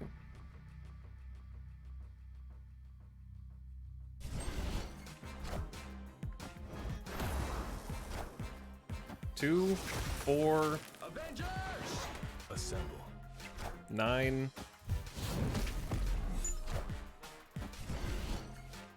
So they win by, what, 3? I'm really surprised that they didn't do anything to their Angela on the right. So they won, since we tied mid, it's whoever has the most points on their side of the board. If our Carnage literally was 1 stronger or had 1 person to eat, then that would have definitely gone better in our favor. Also, if we had chosen to snipe Wolfsbane instead, we would have won because we would have taken 15 points off the board instead of 11. So that would have shifted the game in our favor. However, when Angela's on the board, you just have to assume that they can play one card here and automatically just get +2 power from the Angela. And it's just so tempting that they'll do it more often than not. But I didn't want to do Mr. Sinister in the cloning vat because it would take up 2 spaces. What is the maximum on hand cards? 7 cards in your hand. 7 cards in hand.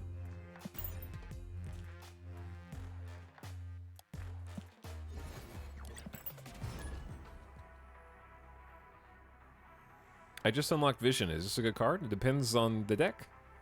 All these cards are good in different decks. We're just playing with a weird deck, so I wouldn't copy mine. I hit level 100 and I'm just experimenting with different cards now. Because I don't really have a desire to become like the highest rank player. I wanted to get to 100 and then now I just want to have fun. So we're just experimenting.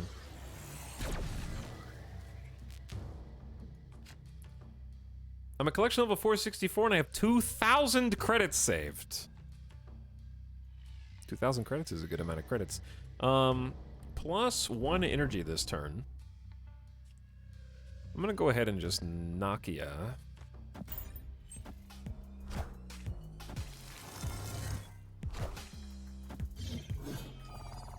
Because the thing is, like, I'm already bored of the decks in this pool from just getting to rank 100.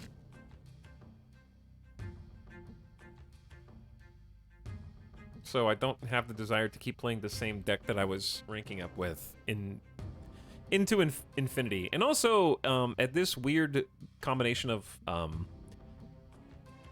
collection level... God, hold on, I can't think. It's +5 energy this turn. Okay, Okoye mid. Jessica Jones right. Mr. Sinister never? Mr. Sinister right? Maybe I should have gotten Vision down. Aid my hand. Why did they play Shang-Chi already?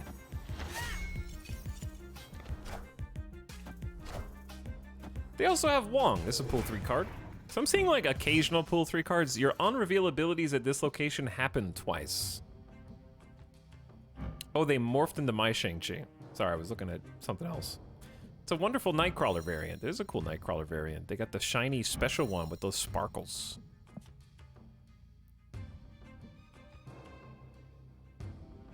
Really don't want to play Killmonger here. But, I'm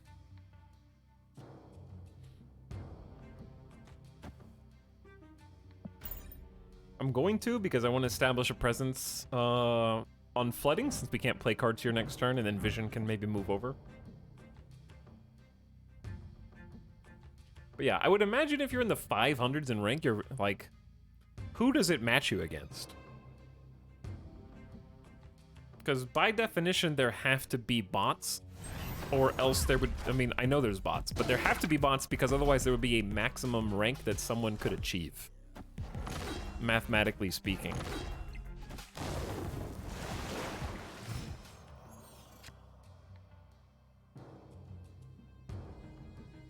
Because at a certain point, everyone that you beat loses points while you gain points. The number of people that you would be able to literally run into, like, that have the same points as you would decline.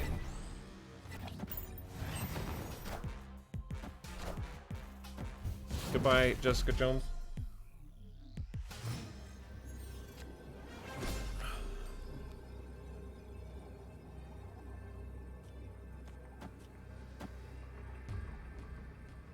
Okay, well, they've used their Shang-Chi. They morphed into my Shang-Chi. I'm not really sure how you win this. So I'm going to go ahead and snap. Turn 6 snap is the key to getting your opponent to retreat. Which is not a good thing if you want cubes. Maybe you should just play it out and just get 2 cubes. But basically, it's like the worst time to snap because unless you're in a really freaky board state. Oh, we just got new dailies. More credits.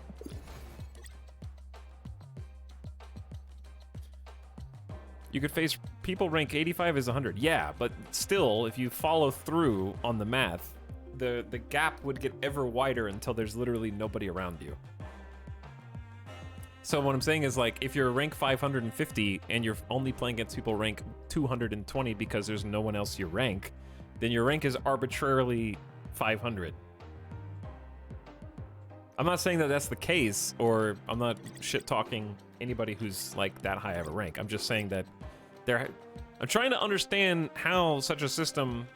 Like, the only way that you could indefinitely climb without bots is if you lost half as many cubes as you gained for losing versus winning.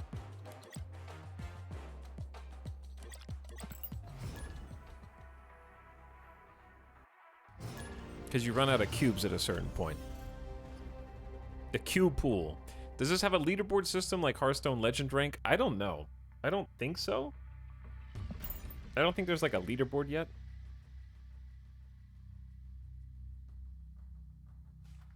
Think of the cube economy. Think of the cube economy. I've heard that once you start seeing pool 3 cards, you should just start going into pool 3 unlocks. That's not necessarily true. There's no hard cutoff. Okay, cloning vats. Let's get another Okoye. So, even if you're at the top of pool 1 or the top of pool 2 in terms of collection level, you can still play people who are plus or minus your collection level. It's not a hard cap on collection. There's Carnage.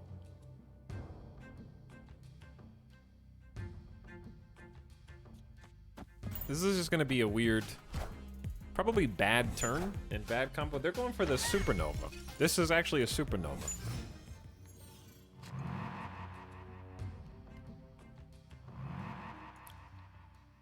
We're going to have the beefiest vision ever seen before.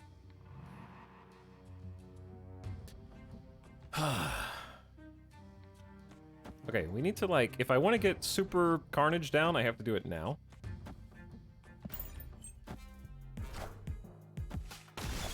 And chat, I'll answer your questions as soon as this match is over. Okay, can't play cards here after turn 4, but we have Vision in hand. For that exact... Oh, damn. All those Okoyes don't matter if you don't draw a card. Because our hand is full. So we just got a copy of Carnage and a copy of Okoye instead of drawing a new card. Oh well. Get Vision down. And Vision will be able to fly over to Kiln, even though it's closed to new plays. We can still move over there, even though we can't play a card there. So for turn 6, I'm expecting them to just blow up all their Novas. Oh, or they can do it now. We have a 1 in 5 chance of drawing Killmonger, so I'm... Okay, these are some fun decks. But we don't... Oh, never mind. We're drawing America Chavez. We are drawing America Chavez. I think we just have to run away. Or...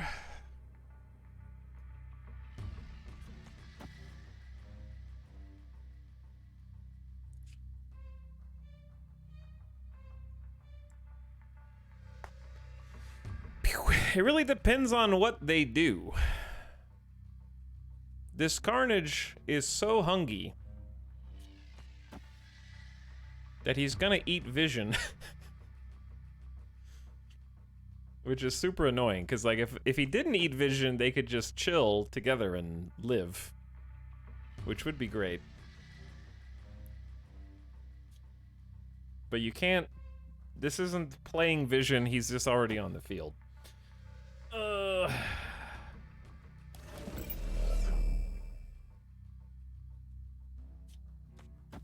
I can probably only win one location, so I need to retreat. Escaped.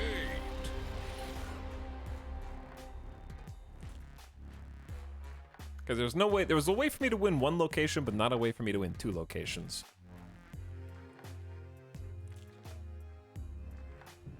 Gotta know your limitations. What up, fam? I got this downloaded. What's up, Nintendo?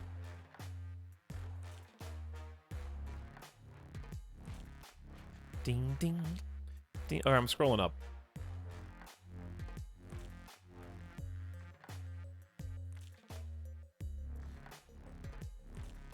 How do you know what pool you're in? So it's basically just like, A, the internet exists, so all you have to do is Google it if you forget, and you don't internalize this information. However, I know a lot of you have heard this many times already, but that's okay. There's new people. At the beginning of the game, you start off in Pool 1, which is the tutorial. Initially, so you have a set number of cards that you unlock before you start getting mystery cards. And the mystery cards are when you unlock a random card that is in the given pool until you have collected all the cards in that pool. So you'll be playing primarily, exclusively, for the most part, people in the same bracket as you who have access to the same cards as you, but you'll get them in different orders. And there are 2 pools that range. I don't ever remember the first pool. But the second pool is like 370.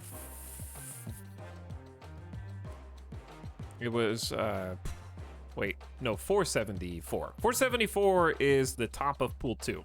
So by the time you hit 474, you will have unlocked every single card that is in the second pool of cards, which is 25 cards. The first pool of cards is 46 cards, and that is up to level 214. So by the time you hit collection level 214, notice how it changes thresholds. So you go like an unlock every 2 levels to an unlock every 4 levels.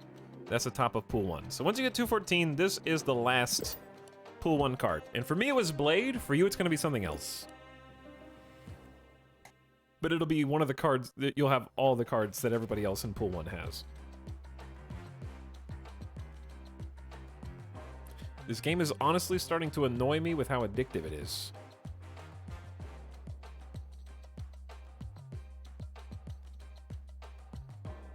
Blade was my first one. Hey, Town Chat. Hello, Jason. Hey, I'm seeing the Infinite card back. Congrats. Hey, thanks. We hit Infinite yesterday at the beginning of stream. In a chaotic opening to the stream. And we've just been kind of chilling. Got over 16 on my first Pool 3 card today. Hey, nice. I'm going to get all my Pool 3 cards I'm going to start unlocking on Monday with the new Battle Pass. We're going to spend all these juicy credits. And once the weekly resets, I'm going to start spending some of this gold. I might even buy some gold because chat coerced me into spending a significant, like 700 gold on this vulture. Why? Because look at him. He's beautiful. His wings are fluttering in the wind. But I had to honor the move deck variant that got me to infinite status, so I can finally relax. And so I hereby give Pixel Vulture honorary status in the slippery deck. I did end up getting to infinite with Forge, but I honestly don't think that it was necessarily better than just having Miles. Both of them were very specific use cases for me. So I didn't think it was easier. I just retreated better on the way up. But anyway, thank you for the grats, Imbazi. It took me a while, but it was a fun learning process. But this is the deck that I hit Infinite with in Pool 2. Grats on Infinite, I hit 95 and dropped to 88. I don't know if I can finish. It seems like you need to play 10 hours a day to make it. I hit 92 and then dropped to 81. 82, somewhere around there. So I definitely hit the wall as well. Hey, what's up, Jeff? It's time to whale it up. Buy some gold. How you doing, dude? I wish I could catch more of your streams, but I wake up at like noon. And the Twitch app on my PlayStation 4 and 5 do not like playing VODs. I've only been seeing cable dupe decks. Define dupe decks. Hi, I just got Mysterio. Is he good? I don't know. I'm not in pool 3. You have a higher collection level than me. Congrats on Infinite. Took me 3 seasons to hit it. Well, at least you got it. Beta Infinite, you got grandfathered in. So you technically beat me. What are your plans for next season? I'm not in pool 3 yet. I'm just staying in pool 2 because I want to open all the cards that I can possibly get at once. So the day after tomorrow, when the new season pass hits, however many credits I have saved up, and however many more we get from the weekly and the new season pass, I am just going to spend this pool on buffing the collection level and seeing how high it goes, and we're gonna make some new fun decks and just chill and not be super sweaty like I've been for the last few streams trying to get to Infinite before the end of season. But good luck to everybody who's still in the climb. All right, we're gonna continue playing silly cards. This is not a deck for the new hot zone. This is just trying weird things and seeing what works. Credit cap is 5K. That is what I've heard, yes. On turn 4, move all cards 1 location to the right. I actually just don't like playing left because I'm still haunted by Rocket Raccoon and actually mostly Mantis at this point. A lot of Mantis users still. How do you know you're about to be in a new pool? Because it's set in stone, so if you Google like Marvel Snap pool limits, it'll, like, IGN has it, there are specific websites, I'm sure Jeff has a video on it, and I'd recommend checking out his YouTube channel and Twitch for a lot of good info. Give you a shout out for sure.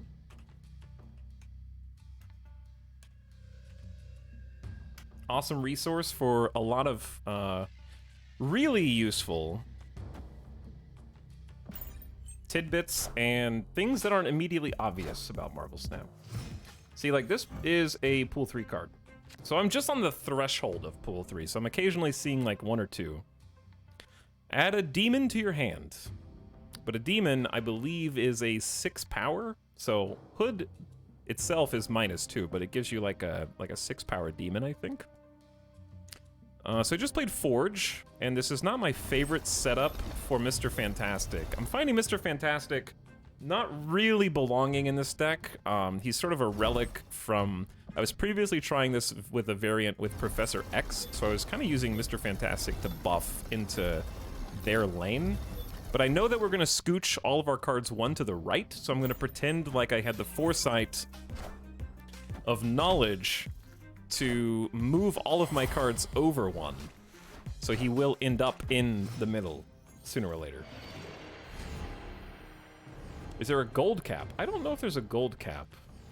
Congrats on Infinite. I'm trying to hit it since Hearthstone. It's been rough. Yeah, I only hit Legend in Hearthstone once, and I was like, I'm not doing this again.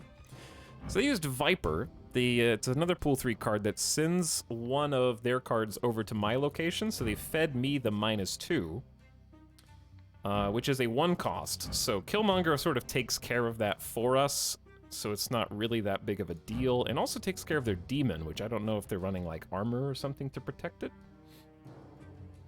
But yeah, I want to go ahead and get Jessica Jones out, but I need to be careful because there's some weird interactions with how she powers up with her on reveal, especially when we're getting ready to move. So because Jessica Jones gets +4, as long as you don't play a card next turn at the same location she was played at, even though she's mid right now, if I play a card on the Bifrost, since this is where she was revealed, she will not get the +4 power. And goodbye. I'm not sure what I did. I wasn't watching the screen, so they carnaged and then they retreated, and that's all I really know. Give me 1 sec, chat, I gotta blow my nose. Allergies have been awful today.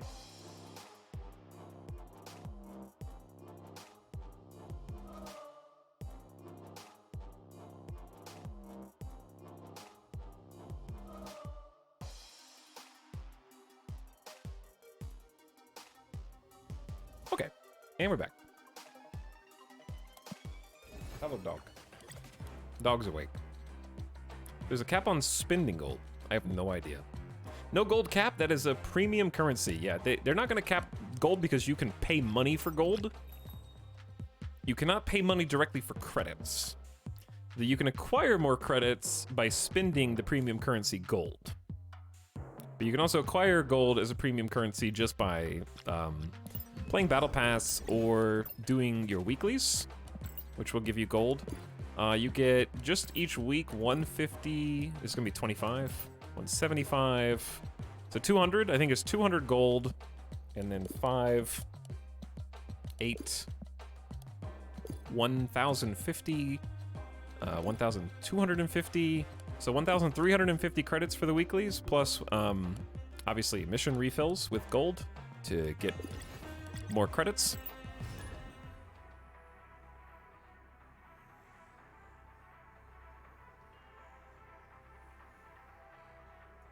Oh, okay, if it hasn't connected me to the game, I want to consider possibly changing out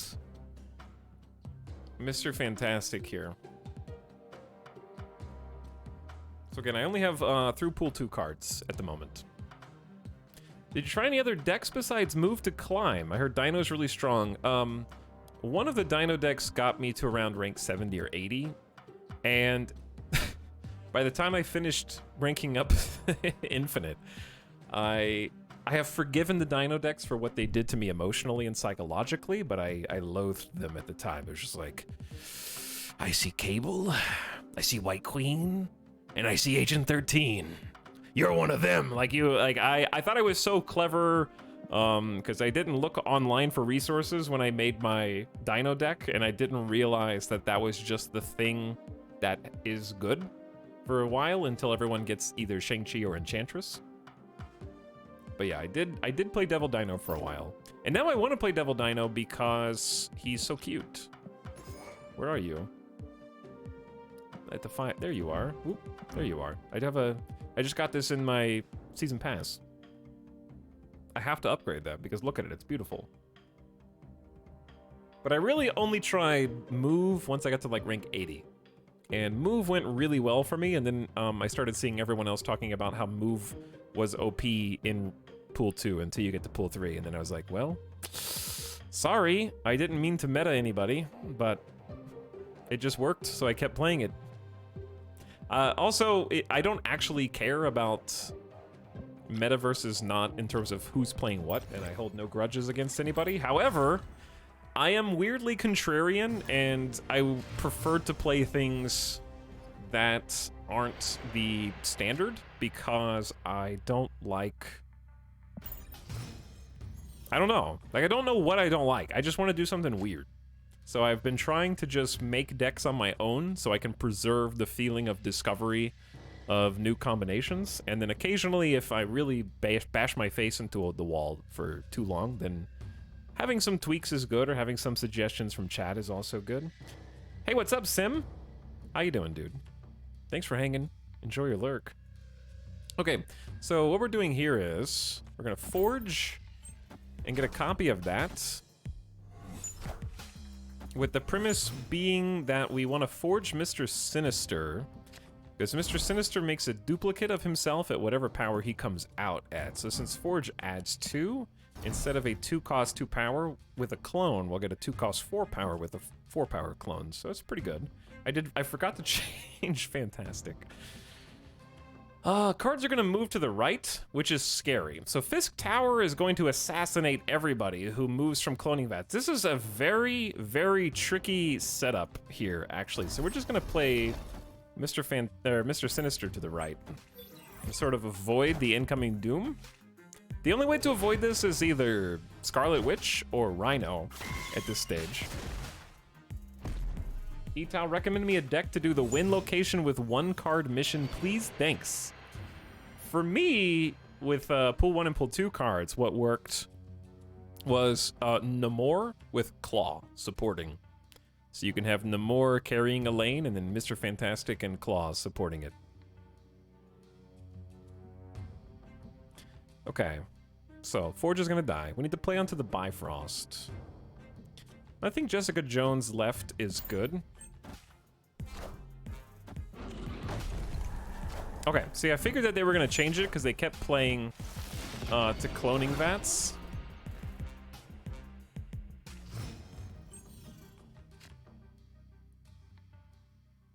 I didn't think that they were just going to let all their cards die to Fisk Tower. So turn 5, I think Vision is probably... And then we have America Chavez coming out on the final turn. We just need to avoid playing to the Bifrost so that Jessica Jones can power up. And then just kind of see what they have and react to it. So they're going to double Nova. They are getting ready to double Nova. And I'm all out of coffee. And I do not have my Nova. So they're either going to activate it with Killmonger or with Carnage. And if you've got Deathlock and Winter Soldier, you've definitely got at least Carnage. The Nova's art, ooh, that is really good art. I like that. Very scary. So, for us, we don't have a great... Cubes don't matter to me anymore. Snapping means nothing to me. So I could... America Chavez here, and that doesn't matter. I think... I just want to Vision mid... Try to beat them heavy mid and maybe tie left. That's going to be 2 Novas, though, so we just lose. I think we just lose. Escaped. I need to fix some dead cards in my deck. Okay. What deck is good with this location? I don't know. The location just released. I'm sure there are other content creators who are already prepared for this. Storm would work as well. Yes, that's true. Have you messed with all the major synergies? From Pool 1, Pool 2, not really. I didn't give much Odin time. I never really got to play too much Odin. And I tried a Apocalypse discard a couple times. I didn't try the variant that has Swarm. And that one looked really fun. The Swarm Pool 2 variant looks awesome. But I could never actually... I think I played Apocalypse discard 4 or 5 times. And I didn't get to discard Apocalypse once, and I was like, well, this is dumb, and then I stopped playing it. Build my whole deck around a bad Devil Dinosaur? This doesn't make any sense, so I kind of put that on the back burner until I could unlock some more cards. Probably could have won right with a Vision Chavez play. What does a Vision Chavez play mean to you? Chat, go ahead. Feel free to tell me how I could have won. Triple Nova Carnage gives you an 11 power Carnage in hand. It does, yes. I happen to have neither of those cards, though. Oh, you were saying, though, what's good in cloning vats. I got you. Anyway, I'll explain why I retreated. So, I have to assume that with 6 cards in hand, and this setup, they are intending to proc both of the, at least one, if not both Novas. I have Killmonger with a Nova, and I expect them to have Killmonger as well. So we're just going to assume, it's kind of like in Blackjack, you assume that the face down card that the dealer plays is a face card, which is at least a value of 10. So when you play Blackjack, the dealer has a face up card and a face down card. If the face up card is a 6, you assume that the face down card is a face card, which would be a 10. 10 plus 6 is 16. You need 21 to have Blackjack, or you need to at least beat the dealer. So 16 is your best chance to beat the dealer if you see a face up 6. Similarly here, I'm seeing face up Novas, and I have to assume that the face down card is a Killmonger, because these Novas in this case are the win condition. So this is like the dealer is showing an ace face up, for example. And I have to assume that the face down card is a 10 and that the dealer has Blackjack. And I could fold if I, not fold, but I forget what the term is to get insurance, which I never take, by the way. But yeah, we have to assume that one of the 6 cards is something that activates what they're clearly setting up for their deck strategy. And so if a Killmonger does come down, both of their Novas explode, buffing all the cards on their side of the board +1 each. So it's a +2 for every other card total. in addition to the Killmonger himself, which could go left or mid. Probably left, I would think. So, if we do the math, they have 8 plus 5 is 13, plus 7 is 20. So they have 20 on the right. So I could play something over here and possibly win right. Possibly win mid. But if, let's say, it's a Carnage instead, all right, maybe Carnage is a better play in this case. They can pop just the single Nova, and this Nova gets to stay alive. So that would be 3 plus 6 is 9. Wait, no, sorry. That'd be 3 plus 7 is 10, plus 4 is 14, plus 6 is 20 again. So yeah, like maybe I could have won, but I just didn't want to take the chance. Chad, you may have had a point. You may have had a point. If I just stuck with Ruins and played America Chavez right, maybe. But I couldn't calculate all the permutations of the two Novas fast enough to risk 4 cubes, even though I said I don't care about cubes. OP definitely has Bucky and Deathlock in hand from VATS. That's another good point. See, chat? You guys are helping identify how I could have won and now how I was going to definitely lose. Because all the cards shifted from left to right. They did play Bucky, which turned into Winter Soldier in VATS, and they did play Deathlock. So if they played Winter Soldier mid and Deathlock mid, they definitely win mid. Because they would have 6 plus 5 plus at least 1 Nova, so that'd be 7 plus 6. Maybe not. I don't know. Dude, it's you fold when you don't feel good. And you stick around when you do feel good. And you have to go with your gut. Because you can play the what ifs for a very long time. But there's a lot of different possibilities with each game. And that's honestly what keeps me coming back to Snap, is basically the conversation that we just had. I felt like I couldn't win. You felt like I could have won. Or I could have won. Someone else said, no, actually, they definitely have this combination. So like it's back and forth. It's back and forth. There's only 3 locations. There's only 7 cards in your hand max at any given time. And then how does that play out?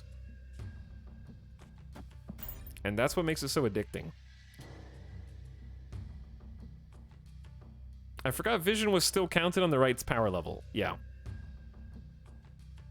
So it wasn't going to add on top of that number. It was just going to replace that number.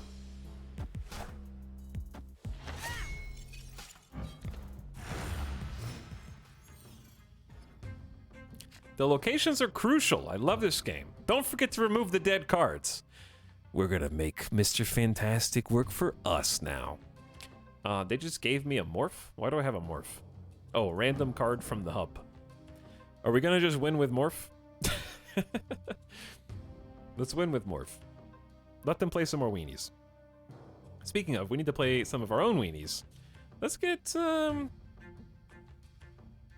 Mr. Sinister mid.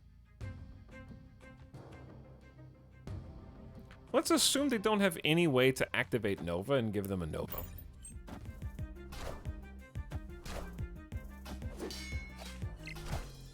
Someone just unlocked the hood, I think. It's morphin' time. But yeah, I still feel like sure, I got to infinite, but I have a million things left to learn about the game, and I don't feel like an expert. It's just like, oh, I have a cool card back, and I satisfied my own itch to hit the quote-unquote top rank for the sake of the challenge. Chat, do we just toss Morph into the wild, or do we just get Mr. Let's just do a little Mr. Fantastic right now. I don't trust the Morph. I should trust the Morph. Maybe next. Alright, so they have a Vision with White Queen. We're gonna do some deck editing. I need to be getting more value out of Muir Island, but I'm not. Maybe I should have played Mr. Sinister Clone over there on the left. That would have been better. We would have been taking more value out of this. But also talking to chat is distracting. And perhaps we have the answer.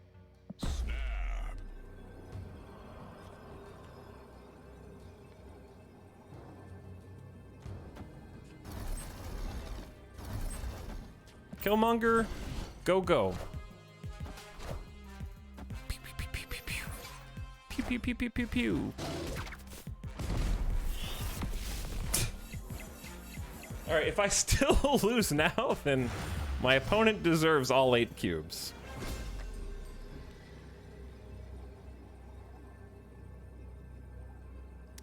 Because I realistically do not even have to compete for Machine World, because I've already got 2 points on it, so we just want to make sure the hub is as strong as it can be.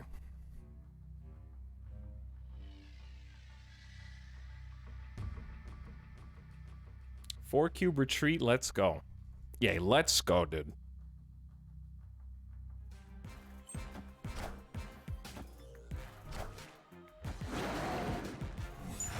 GG, chat. Look at that Mr. Fantastic value. Putting pressure on the right side of the board so that my opponent has to play something or else I win it for free, that's value. You want to remove him from the deck? How dare you? If they move Vision to the right and Dino mid, they win. Yeah, if. There's a lot of ways to win when you know exactly what your opponent is going to do. And that is the beauty of simultaneous play. Because we both have to make decisions and guess what the other person is going to do. And I think that's what is so addicting for me. Moment-to-moment gameplay. All right, let's do some thinking. If I were to take Mr. Fantastic out, I probably want another 3 cost for this deck. And I don't think Deathlock works because I was trying to just do a little bit of carnage. Just a little bit of destruction, but the recent carnage actually benefits, whereas Deathlock sort of just destroys, and there's nothing except Nova that would be good for Deathlock to just destroy.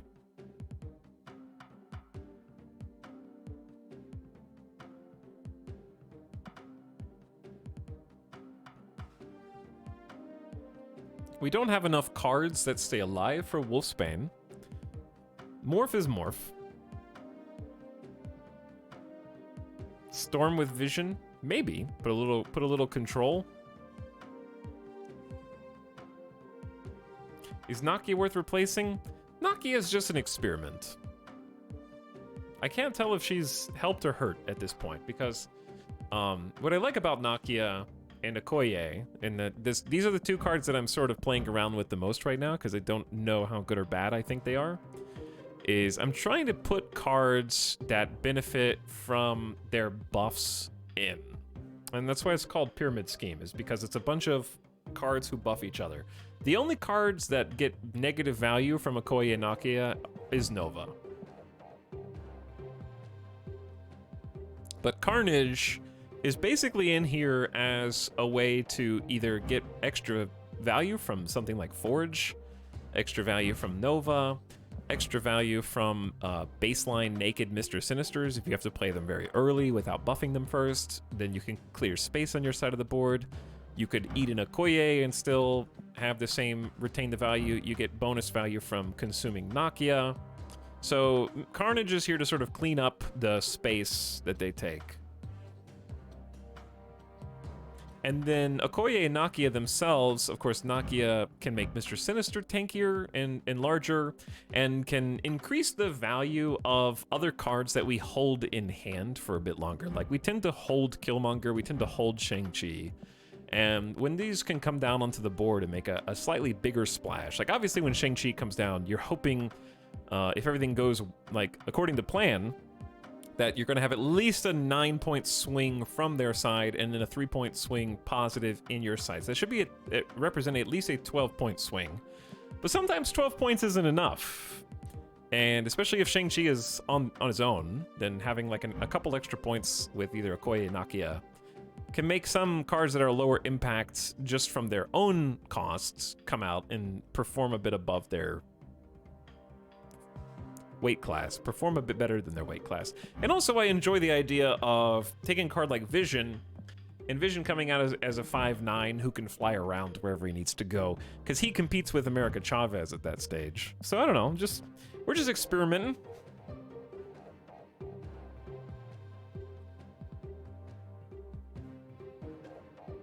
I've been watching for like 30 minutes. I don't think you've even drawn Knock yet. Does Jubilee make sense with Okoye? Maybe. I just don't think that Jubilee has much to pull that you're like, wow, I really hope they pull not Shang-Chi. Oops, not Killmonger. Well, maybe Killmonger if it's like the end of the game. I guess you might. Hulkbuster might fit in. Hulkbuster could. Because it's always fun forging a Hulkbuster and you get the best of both. Deck building in this game is so good. Never thought a 12-card deck would offer enough complexity. It is a ton of complexity. Like, even one card that you change can make a great impact. I like the idea of Storm. Storm is interesting.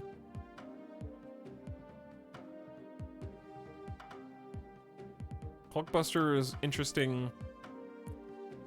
Probably just those two. Let's try Storm and see how that fits. Are there any worlds you don't like with this deck? Rhino or Scarlet considerations? Like, I think that's why I put Vision in, so I can get to the unreachable places. Whereas if I couldn't get to the unreachable places, then I would probably put maybe a Scarlet Witch in.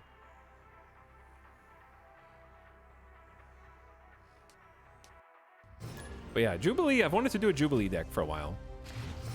Okay, so, I didn't update the deck list picture. Sorry, I don't have a screenshot on hand. Timiest says, I'm back for 5 months. Thanks, Timiest, for priming. Adaduck, thanks for 5 months slub. Hi, Adaduck. Cork Marquis with the snap for 14 months. Nietzsche as well. I think I got you earlier, Nietzsche. Thanks a bunch. Hello, everyone. Okay, we're just gonna forge. And then hope we draw into something useful. But Storm is sort of a way to take advantage of something that Scarlet Witch would do, which is change the unfavorable location. Okay, perfect. We went Forge into Mr. Sinister.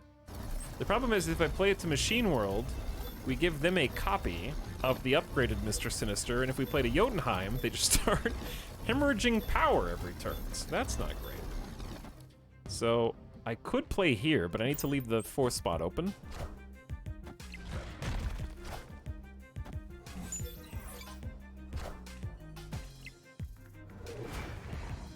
So for now, since they're the highest power, they're gonna get the +3 bonus from Monster Metropolis.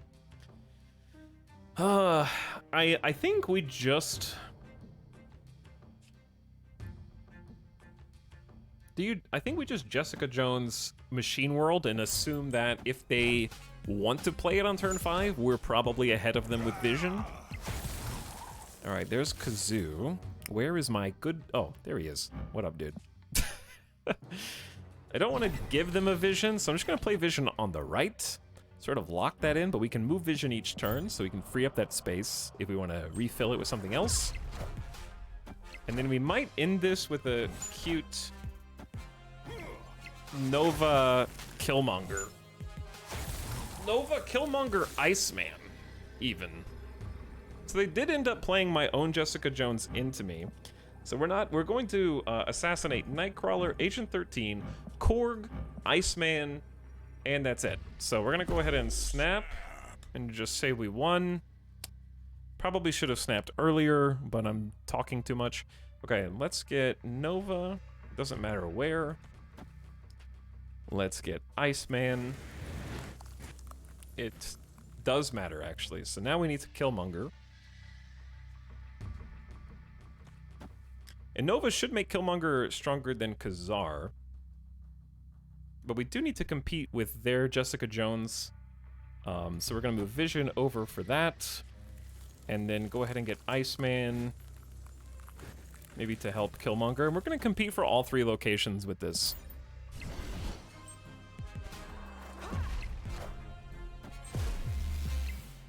Onslaught, it would be a shame if something were to happen to all of the people that were getting buffed by you.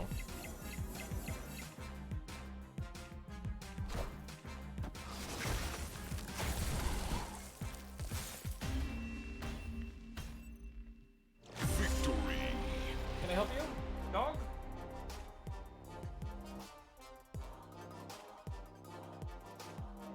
GG. Dog is grumpy for some reason. Why are you grumpy? Why are you grumpy? Why not swarm?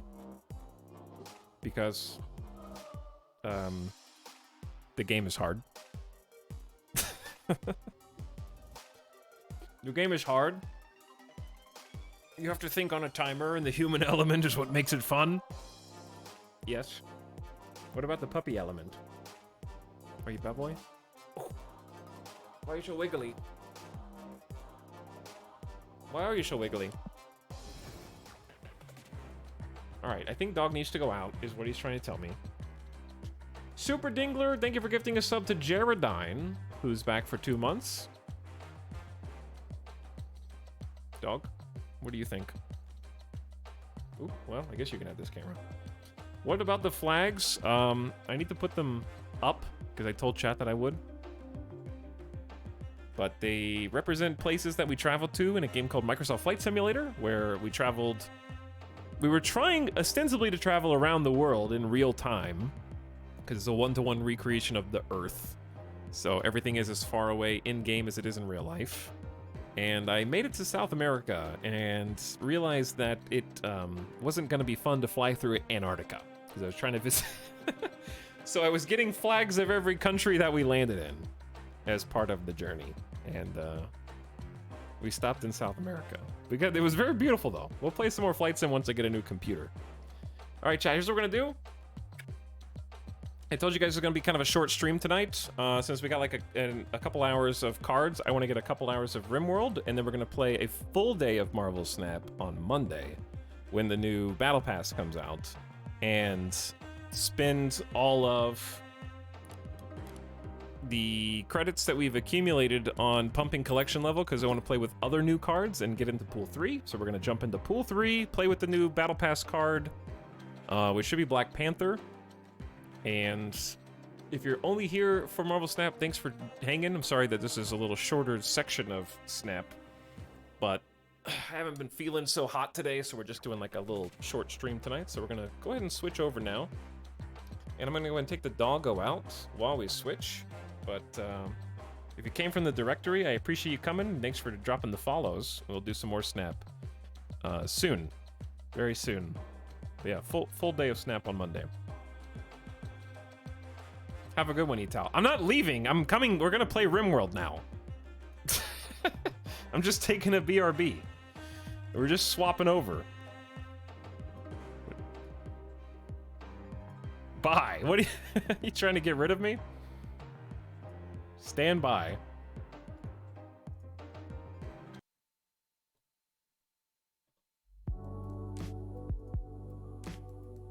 All right, listen to this. While I take the doggo out, and actually, let me just open RimWorld real quick. Good games, though. We ended up breaking even, but it was fun to see some new cards. And honestly, the deck, considering how quickly I threw it together, did better than expected. I don't know how much of that is because of cloning VATs and how much of that is just because I'm now playing against all the other people who were just like, whew, finally hit infinite, and now I can change decks. And all of us only know how to play one deck from Pool 2, and we're suddenly, like, not good at the game anymore. Because we have to learn how to play all the other cards now.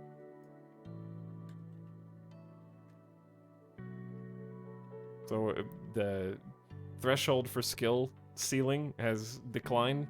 It's like, what is this card? Odin? Hold on reveal effects? What? How does that work? What is RimWorld doing? It's ostensibly synchronizing the cloud. Alright, does it say RimWorld now, chat? Man, I miss Italics. Warvoid. It's like I'm already gone. Illard's back for 27 months. Hi, Illard. And then Warvoid, what up? Welcome for 55. Rimworld is just apparently synchronizing. I was gonna give you okay, it's ready to launch.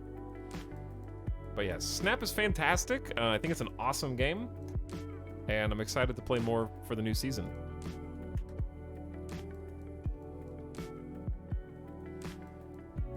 Really short stream today. Surprised you only did 2 hours and 100% of it as Snap. Just log in, do 2 hours of Snap, log out. It's easy.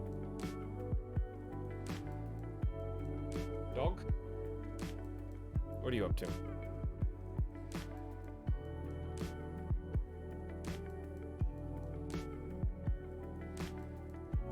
Okay, you should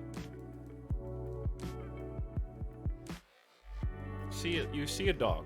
We don't see anything else yet. There's a dog in a dark window. There we go.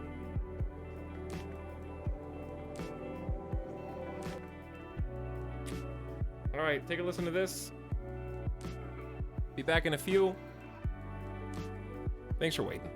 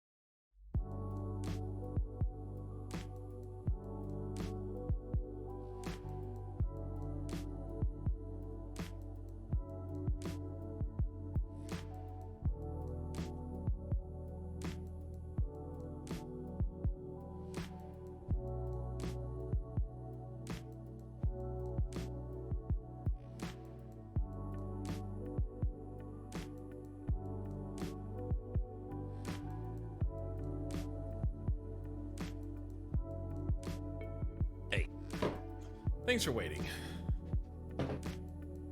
We're back.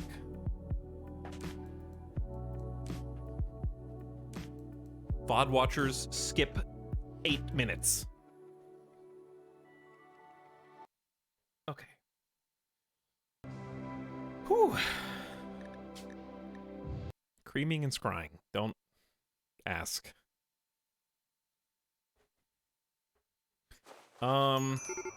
This is going to be an abrupt change of pace. Because of what has been transpiring in this colony. I mean, the pace is still slow, but the sort of events that have transpired in this are categorically worse than the happy fun times of Marvel Snap.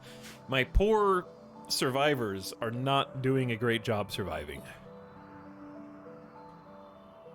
There have been some challenges. We are playing RimWorld in the frozen wastes, well, it's not totally frozen, I guess, of the Chinchilla Retirement Mountains. And when they say retirement, they don't mean having a nice home that you get to relax in and kick your feet up. If you kick your feet up, you might lose them, because people are hungry here, and there's not much to eat, where the average temperature is negative 6.5 degrees Fahrenheit year-round. And we have found that out the hard way. We started with a single colonist known as Maker, and Maker has had a really rough time. They are the sole surviving Kelvinist, which is our made-up ideology, who are attempting to become one day basically tech vampires, for lack of a better term, isolating themselves into the recesses of this mountain after we managed to hollow it out and create a more permanent residence for ourselves. Unfortunately, along the way, it has been a very bumpy ride. And when I say bumpy, I refer to the gristles implicit in the consumption of human flesh, because there's no food out here, chat. There's nothing. There's not a single animal in this entire area. They've been frozen out by bad weather and inclement conditions.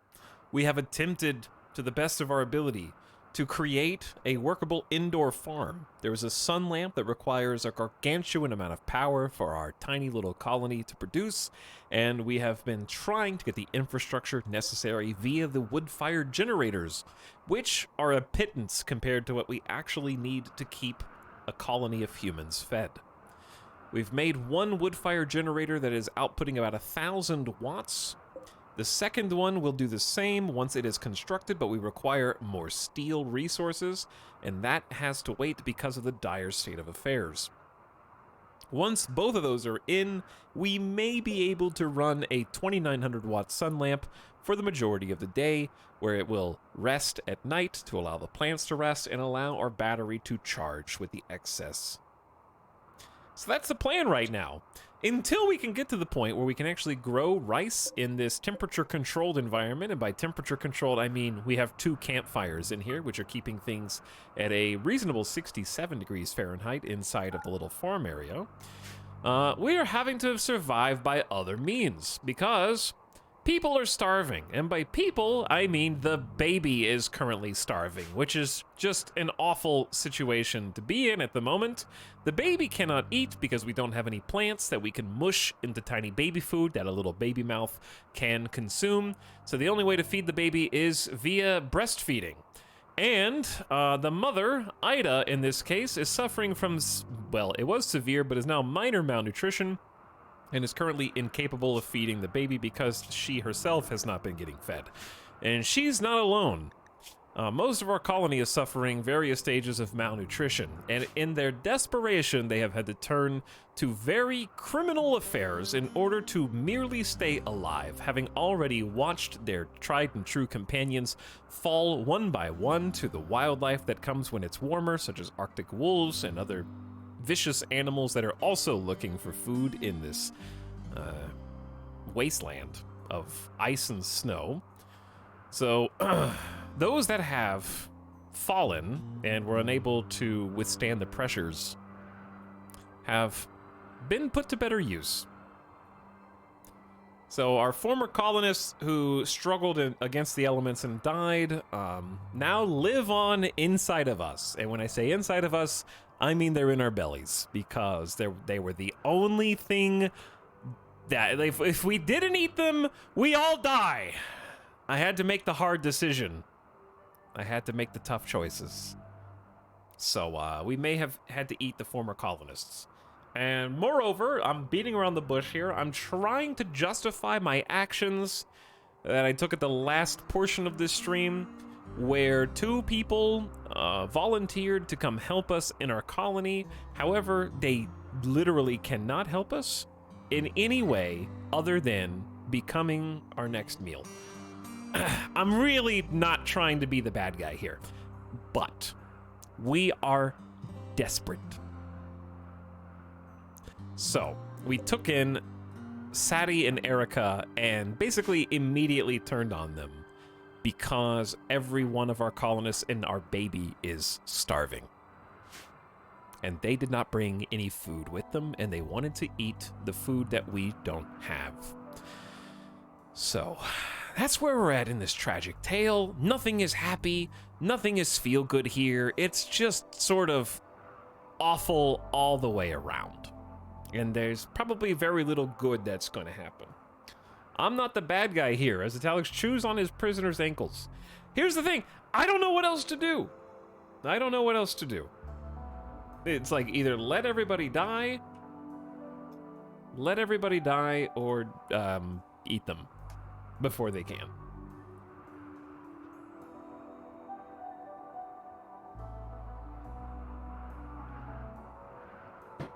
So that's kind of where we're at. Rock in a hard place right now. Additionally,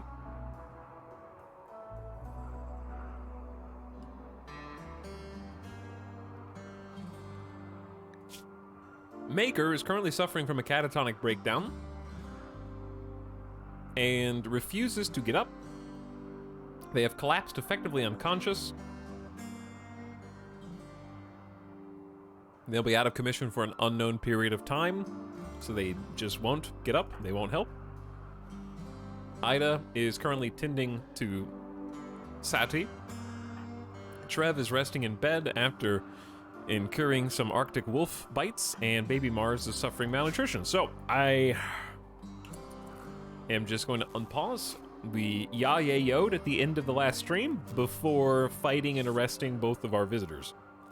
And that's just where we're at. I expect this colony to die imminently.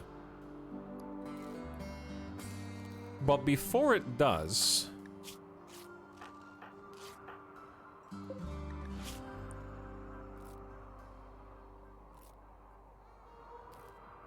do we need to be healing the food? I am making sure the food isn't bleeding everywhere. Well, also, we're learning about how medical tending works. So Ida's a fantastic doctor, but we've had to upset everybody because none of them are happy right now. They're ravenously hungry. They're pissed that they had to eat human meat. They're pissed that they had to even be put in this position in the first place. And this is what it's come down to. Okay. We're going to start with Erica, who has a smoke leaf dependence and is chemically addicted to smoke leaf. They're probably not going to be feeling so good about this either. But Ida is going to do what needs to be done. Because Ida was a warlordess. She was the tough leader of a pirate band and would have no trouble putting a quick stop to another person's life at this point to ensure her own survival. So really, like, our characters are pretty awful from just an RP perspective, because Ida is a former pirate warlord, and Maker is a power-mad scientist who doesn't mind experimenting on biological pursuits. Trev was a space trafficker, but for weapons, not people. and illegally traded arms. So this is just a weird bad guy colony for once. We never play bad guy colonies. And I'm not really even trying to be bad.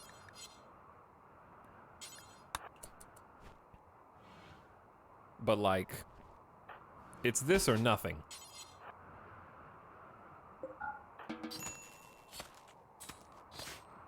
It's this or everyone in this colony and the baby die. And they may do anyway.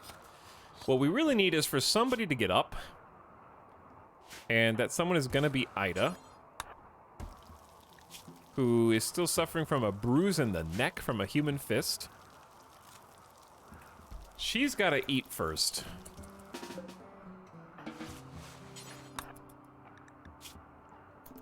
Before malnutrition goes any further up.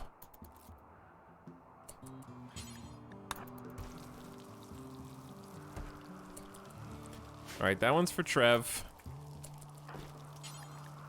This one's for Maker. Excuse me. That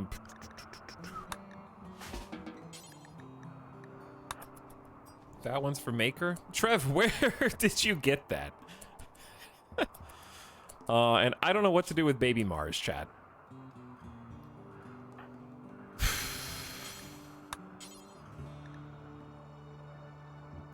I don't think Ida is lactating anymore. And I don't think that she will.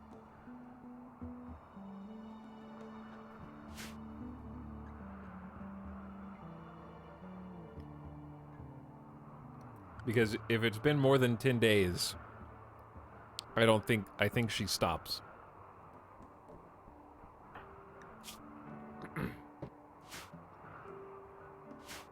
So, the only way is to get any vegetables and make some baby food. How is this rice 25% grown? Okay, some of it actually has been getting light. The only... Dude, there's no way. There's no way. We need like a bit of steel.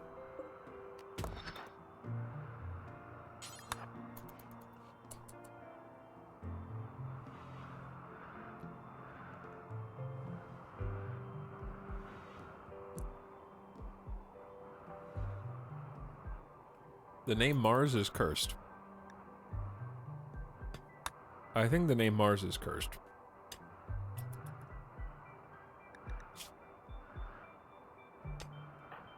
Neither of these people can mine. I expect her to go on a snap. I'm gonna wake Trev up and have him come help.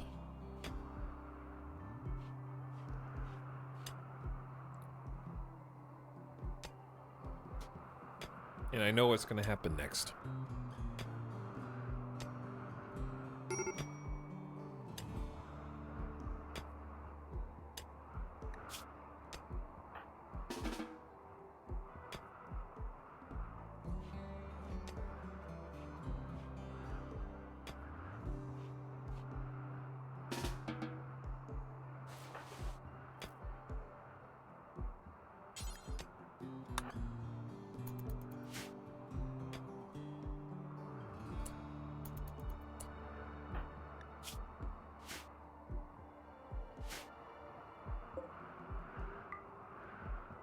The babies do not eat the meat. What are we gonna do?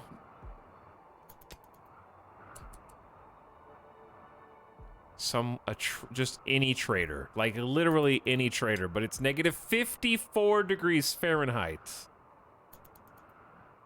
The baby is currently just crying in its crib. This is so sad. What an awful story this is. I hope this colony dies tonight. That was only 16.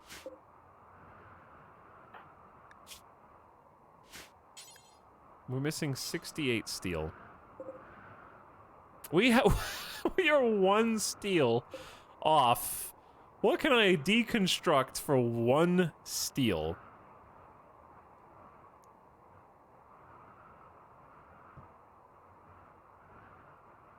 Without mining. What about that? This single no, it's gonna give me 0 steel for the power conduit.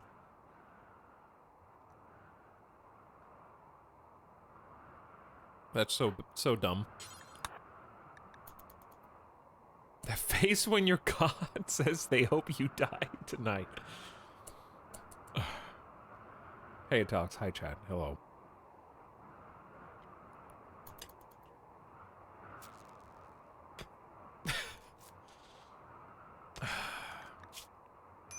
Trev has 82% manipulation, which is as good as it's gonna get.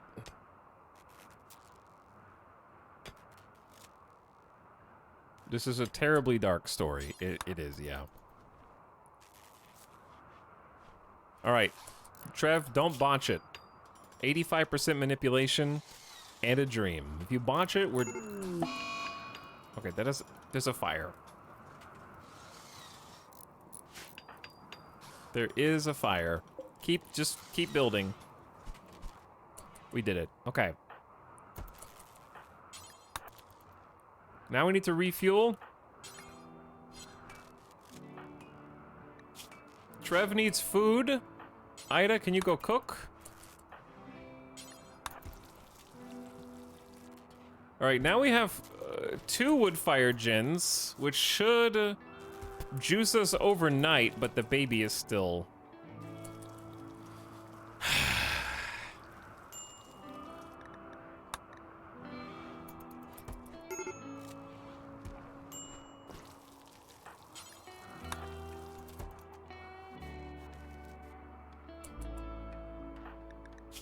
Maker's hungry, Ida's hungry, Trevor's...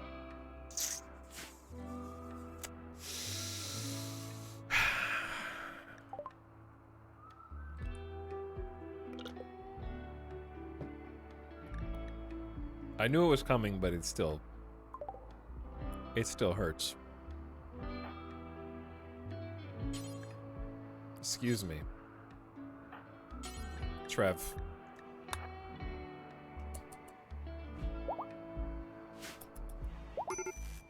You gotta do it.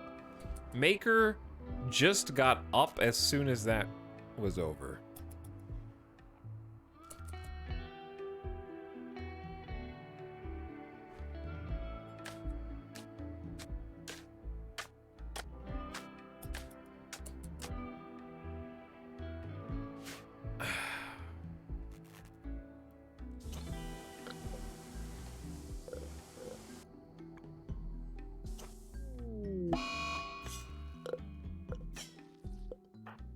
Excuse me, what are you doing? Destroying human leather times 75 because they were in prison? I think this is fair. Maker is incredibly upset.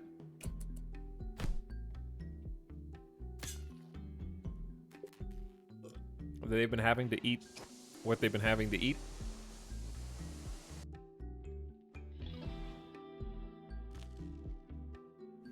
And this is an act in defiance.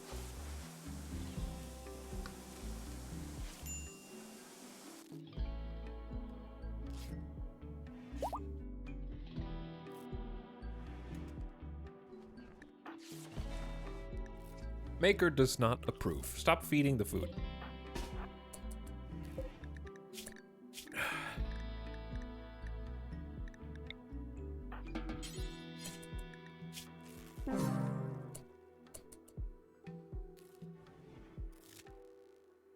Dude, Ida is rivaled with the people that she just killed for food.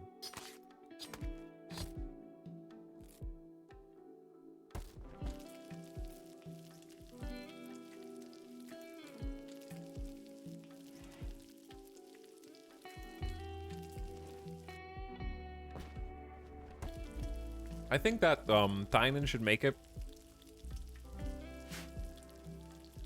I think Tynan should either remove tainted clothing from the game, or make it so that clothing automatically taints if the last person who wore it dies within a certain time frame.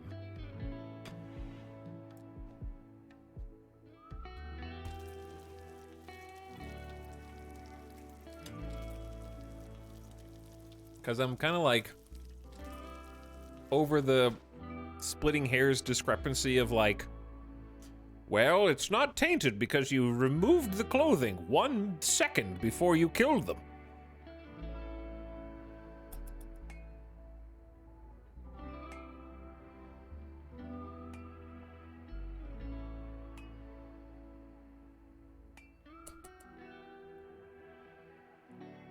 Ghosts are canon and they haunt tainted undies.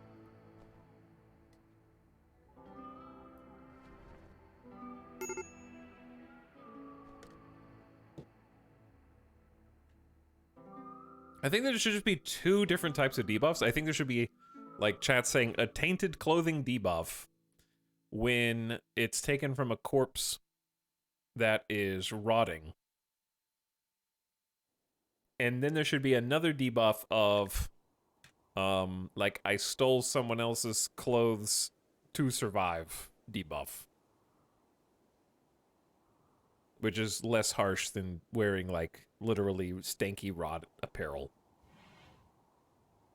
Because I don't think that you should be able to, like, clear conscience take someone's clothes off before mercilessly killing them, and you're fine wearing the clothes since you did it before you murdered them.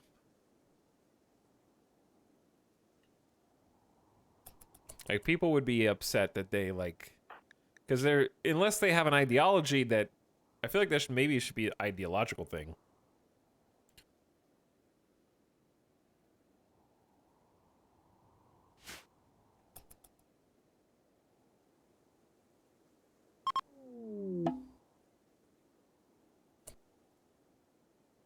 If I'm going to die, if I don't wear the clothes, I'm not going to have a mood debuff for it. That's an awful analogy. If I'm going to die, if I don't eat the human flesh, I'm not going to have a mood debuff for it. See? Do you see how that doesn't make any sense? Every year, Calvinists have a special celebration. To begin the ritual, select one of the following and click the Begin Meltdown command. Effigy, pyre, and sacrificial flag. We could make one of those, but we don't have any cloth!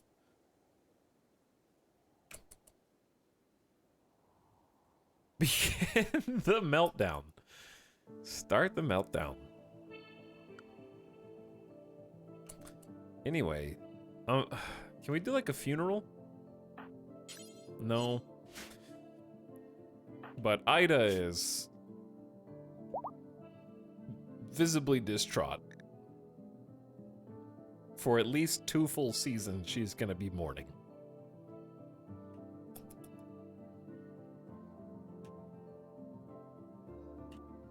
Baby Mars was born in the worst possible environment to sustain baby life.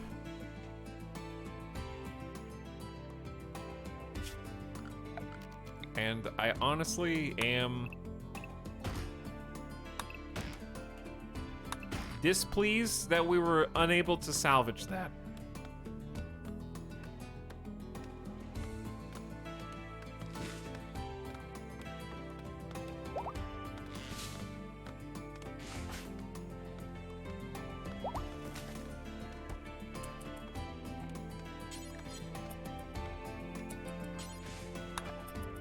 Okay, we need to get the campfires back on before everybody freezes.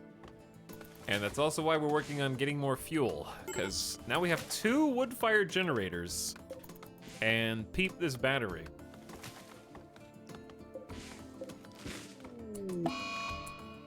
Ida is gonna smash things in her room because she is absolutely freezing. Here's what I'm gonna do.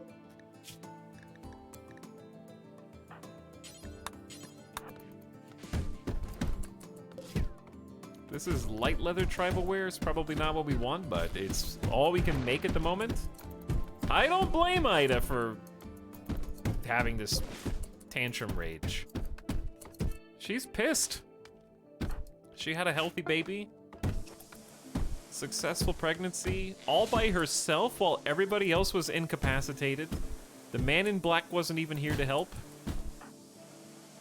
She's had to kill other people to survive, and not only kill them, but put them under the knife. Carve them up into... Not just random strangers from off the map either, but her fellow colonists.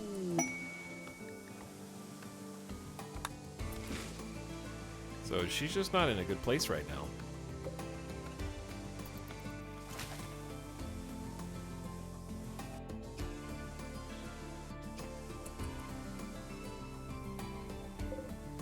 Okay, it's like 300 wood. We need to go even further.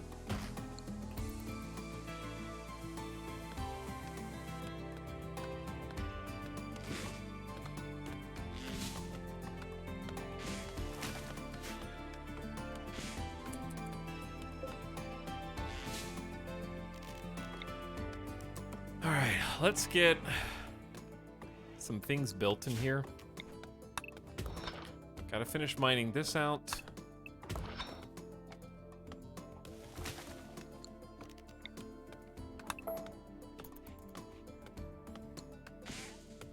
We definitely got some jobs to do, and we're gonna need to get a second group of... Okay, you guys gotta, like, keep this topped off. You can't let the campfires go out. That's the only thing keeping the crops from freezing over. And I don't know how they're competing. It is above freezing in there. It's like 40 degrees. It's not ideal growth temperature, but now that we got the second campfire back, I'm hoping that the temperature goes up. The search for the ice cube. You've learned that a relic of Kelvinism is nearby. The ice cube is an ancient object venerated by Kelvinists. If you could collect it, you could build a great reliquary to make them happy, attract wealthy pilgrims, and bring more to Kelvinism. First, you need to find the ice cube. Watch for opportunities to gather information about it. Okay, Ida, what if you wore this light leather? You currently are comfortable down to 26 degrees. That is worse. Okay, so that is worse. We do have a tainted parka that is basically already... These are all tattered.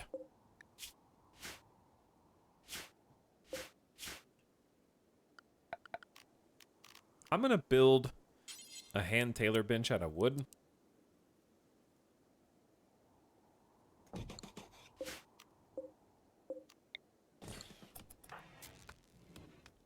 Okay, so we do run out of power at about 6 p.m. after a full night of charging with the wood fire gens, but that's still better than it was before.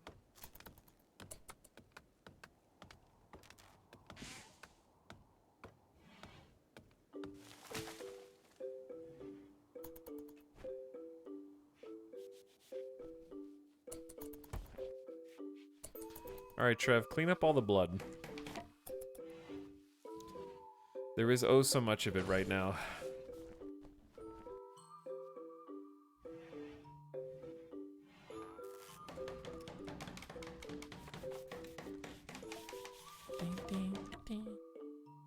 Alright, so with a hand tailoring bench, are we out of food again? We're always out of food. That's our secret. We should try making a couple parkas. That's the only thing that's really going to keep us heated. There is one bunny on the map.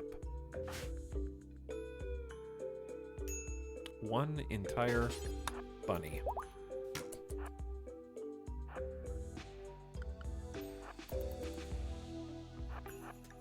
I'm going to have Maker go investigate.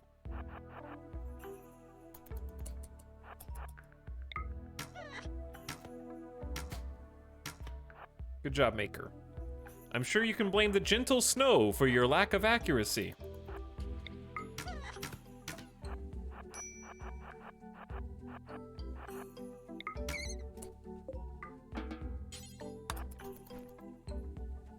It actually does affect accuracy of ranged weapons.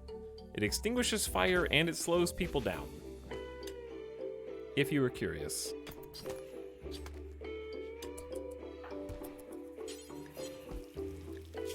Who is going to take this meal? I think Trev should have it. Everybody's like sort of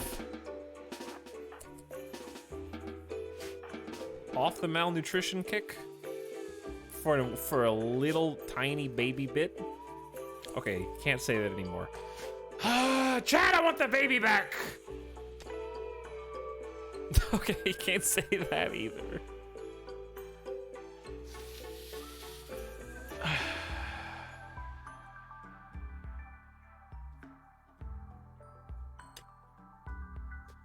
Cephide variable.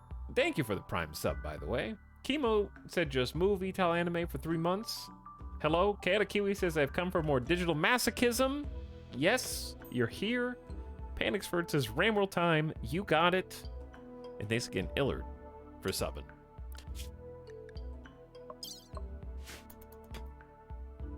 Oh, get this Jin back online. This is our only chance to store energy, dude.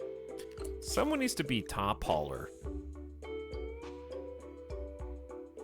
I'm gonna have Maker haul if not construct.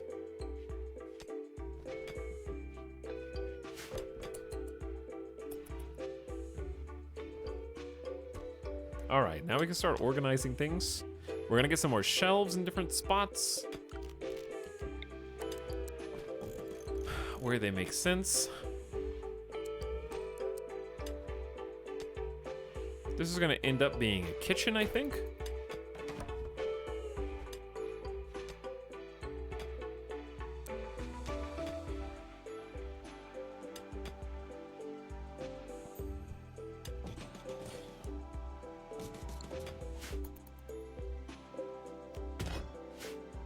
One day.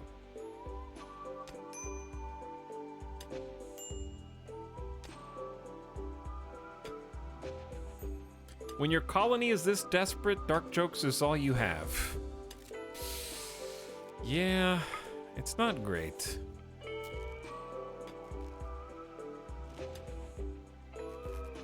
All right, it's like 65 degrees in here. What we're probably gonna end up doing is locking down this entire structure. So step one is gonna be like moving the horseshoes.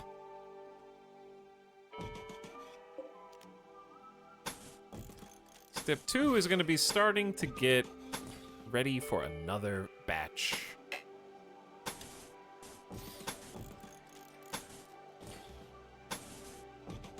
One day. We don't have enough power for this yet. But it'll look something like that. Gotta use wooden doors still. We'll eventually want to connect these. Making an angry snowman. This is like one of those Super Mario guys.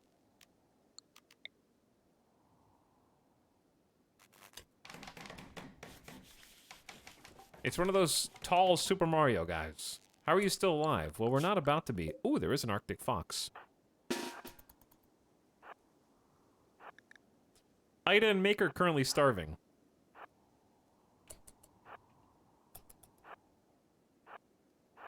All right, with our powers combined.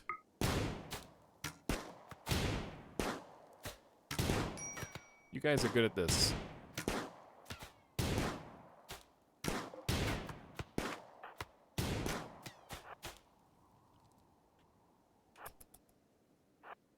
So talented.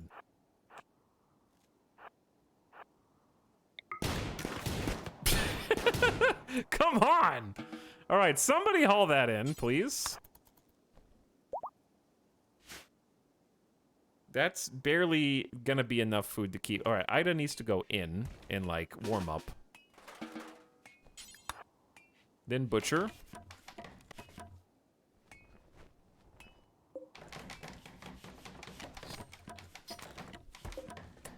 That's 2 meals, chat. 2 whole meals. All right, we need to get inside. Where'd the other meal go? Trev is on an insulting spree and fixated on Ida because there hasn't been a recent conquest.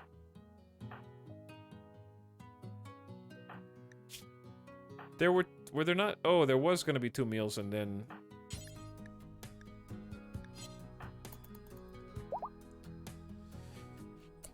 Who else is starving? Ida and Maker. Trev's the one that ate the food. Who's starving more? All right. Ida's gonna sit and eat. And then we just have to hope there's more wildlife tomorrow.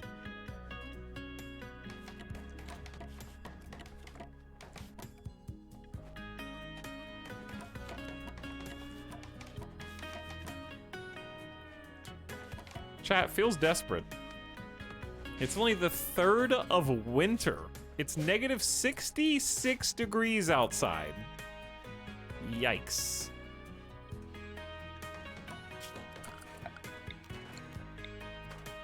The wood that we have to chop is getting both sparser and further away.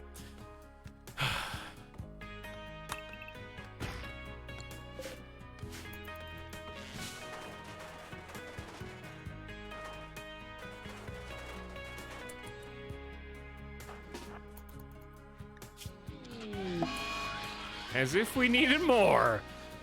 An angry psychic drone has fallen over the area. For a few days, some people's mood will be quite a bit worse. We need to refill this campfire.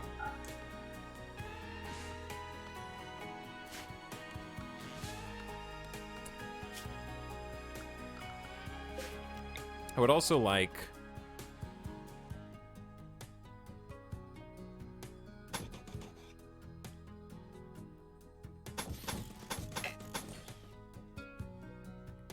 Wait.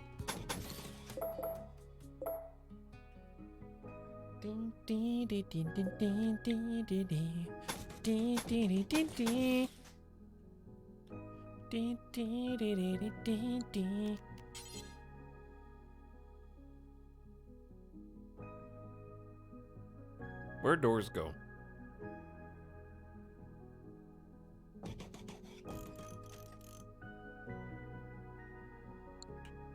Like, what if we just roofed all this?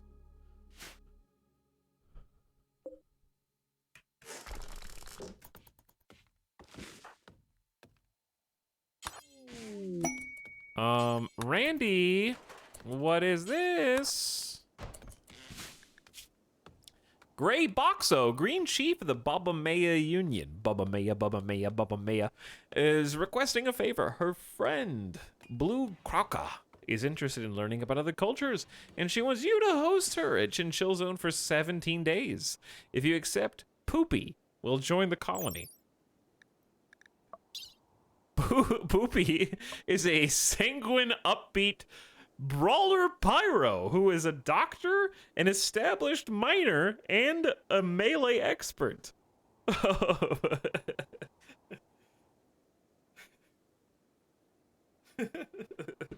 And is 72 years old with a bad back. There's always a catch, isn't there?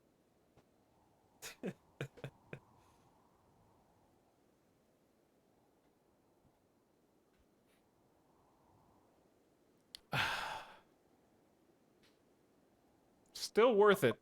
Probably still worth it, but like, how am I gonna keep someone alive for 17 days? We have to wait until this, this rice grows. Because we actually got a thing going now, chat, where there's, like, the sun lamp's on, the rice is growing. The hypothermia is growing as well, but so is the rice. Quick. Keep the wood fire gin topped.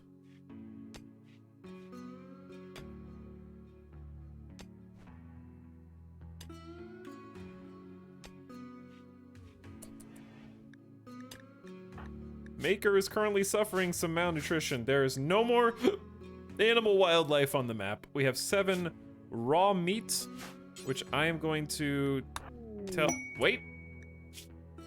8-year-old Pavel Base is calling for help.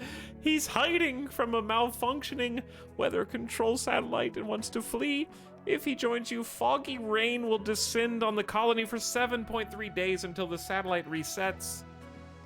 Desperate to stay hidden, 8-year-old Base claims to be unable to tell you more about himself. Chat, we're gonna have a Last of Us scenario with Ida and Mars. Ida, Mars, and Base. This is Joel, right? The former warlord of a pirate band. and Hunter Scavenger. Mars is Babby, and then Base is Surrogate Babby.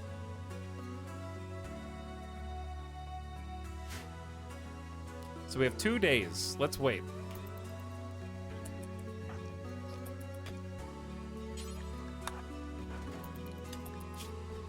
Alright, just eat the raw meat, Maker, just to stay alive. We don't have that much longer until the damn rice grows. This is the darkest RimWorld story I've seen Etop put together. First of all, you can blame Tynan for the new DLC. Second of all, you can blame the fact that this is the first time, I think, on stream we've tried anything Ice Sheet adjacent. Because it's not a true Ice Sheet, but it is Ice Sheet adjacent. It's the same general principles.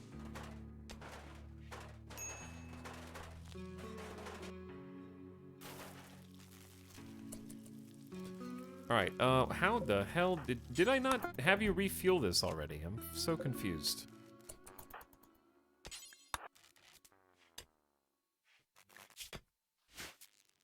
Hypothermia is becoming a thing. What? What? Wait, chat, we just refueled these. Jesus.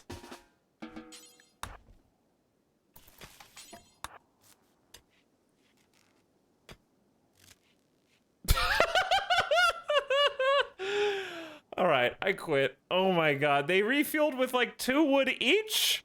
We just refueled them. Why did they get 2 wood?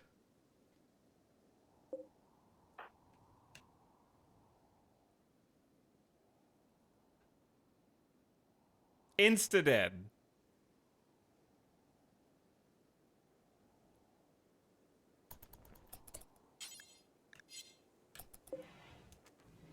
This was supposed to last for 2 days.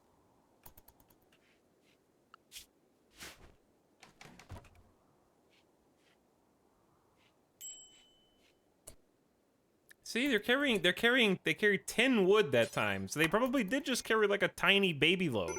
Stop. Okay, no more baby allegations.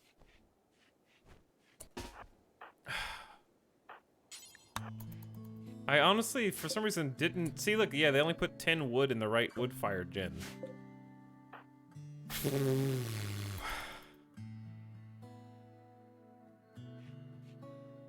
Unbelievable. That's why everything keeps going out. I just assumed they would go get like a full stack, but no.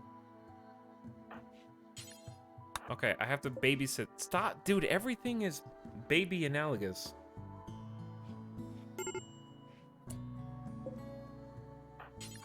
But yeah, they only get partial stacks.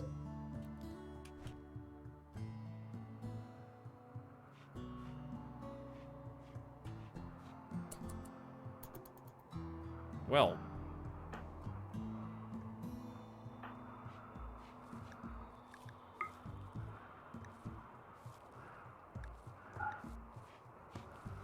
Here we go again.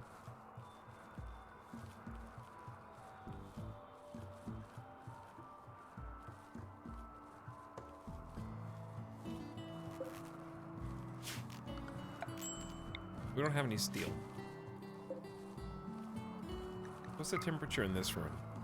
This room's -6. Okay, so these wood-fire generators are heating up a bit, but I don't know if it'd be a net positive or net negative to open this up. Because if you think about it, if this is -3, and this is positive 48, then this is going to be a drain. These fires would have to work harder to heat this up too. Higher lows and lower highs, yes.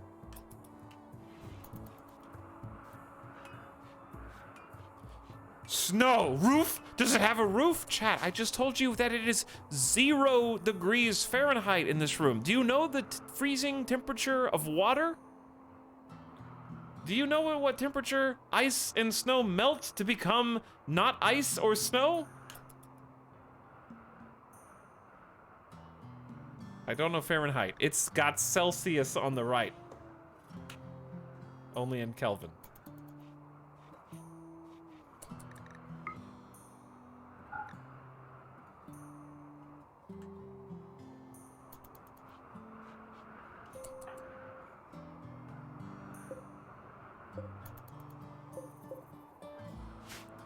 Well, that sort of changes the plan, because I only have 18 hours to let Base join the colony, and I was ready to take on the responsibilities of helping a kid, because we were about to have a rice harvest.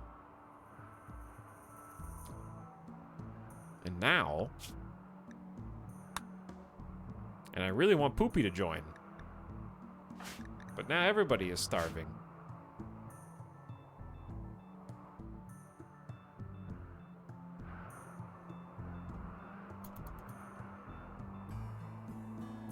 Give me 1 sec.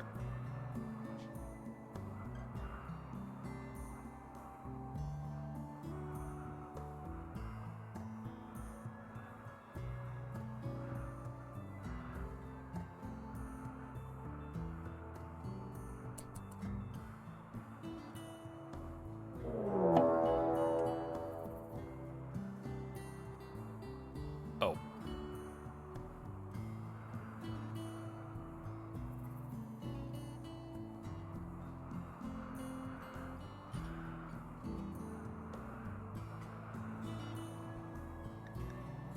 A group of Edakeen from Rashabar have arrived. They are attacking immediately.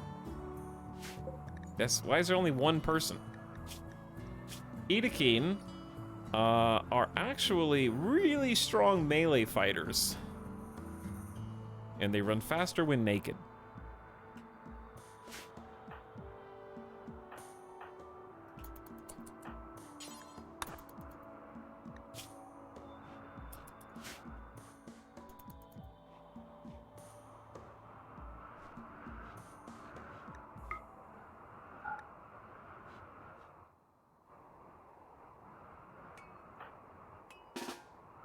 Ida, now is not the time to snap.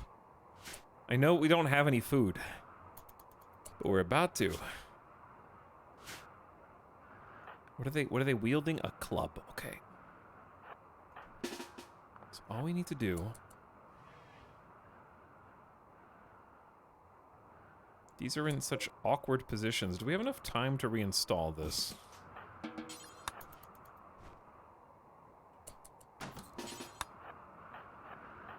That way we can sort of all line up and goad Konark.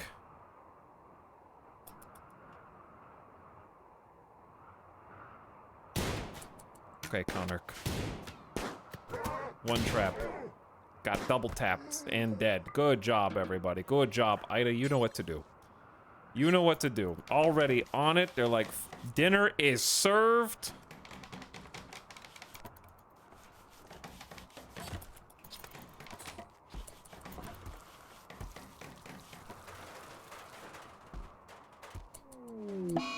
Chat, you have got to be shitting me.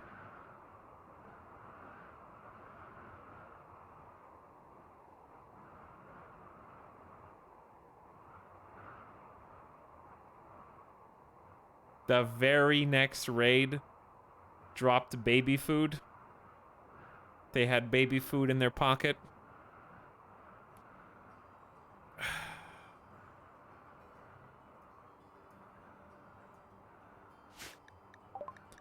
Ida the Warlordess is binging on smoke leaf. This happened because of poor mood. The final straw was starving.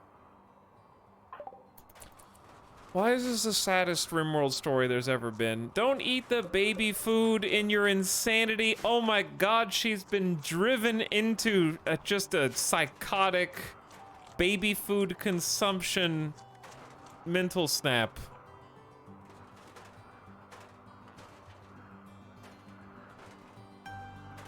Did she eat all 10?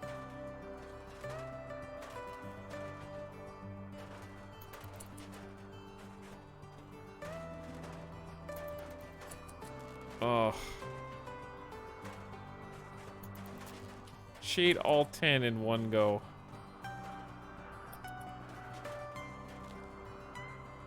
My daughter would have loved this. Oh my god, Chad.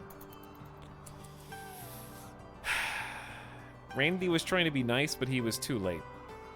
I don't know if he was being nice or just rubbing it in our faces. Where's the meals? Did she just stop cooking? She just stopped cooking.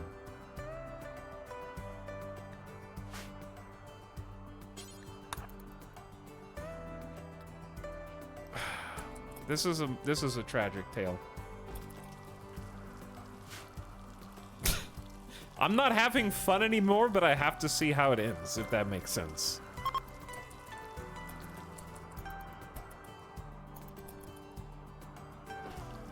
Wait, Ida?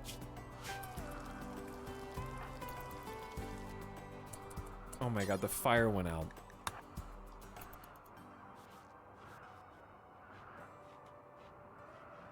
Dude, we were this close to just having rice.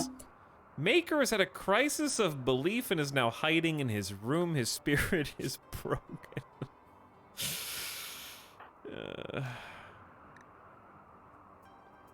Trev, how about you?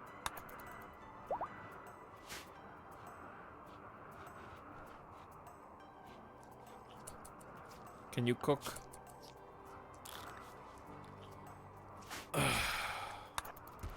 They're just eating raw meat now. I think they're losing it. Oh wait, you're already...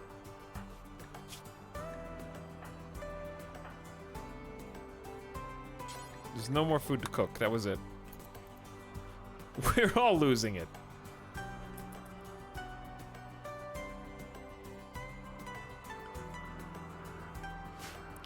Dwarf Fortress losing is fun. My dwarfs fought a bunch of elephants in an elephant war. Haha. Rimworld losing is fun. My baby died of starvation.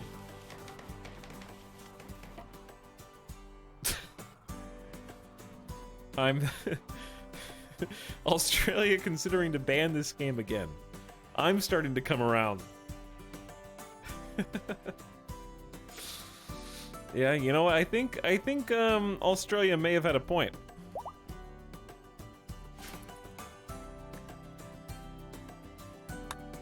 Maker is completely dejected and alone. Ida just lost her baby. And is going to be pondering that for the next 2 seasons.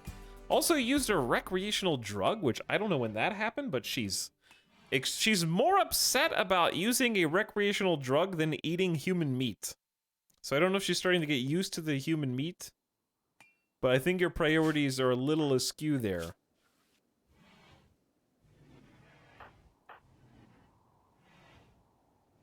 For what it's worth, these are all horrible people, so they probably deserved it. They probably did deserve it, but the people that they affected didn't.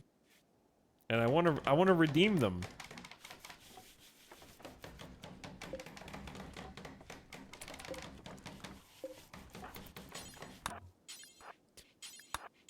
I'm gonna have Trev, since Trev's the only one with a sunny disposition right now. Their catharsis is gonna prop them up for 14 more hours before their lack of recent conquest and their eating of human meat comes back into the forefront. I also need a door over here, I guess.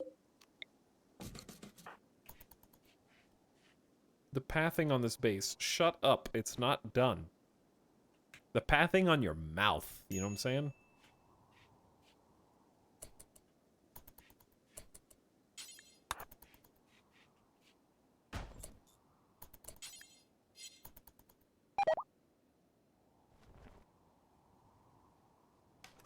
Because you're talking in circles. Really? The door was open for 1 second.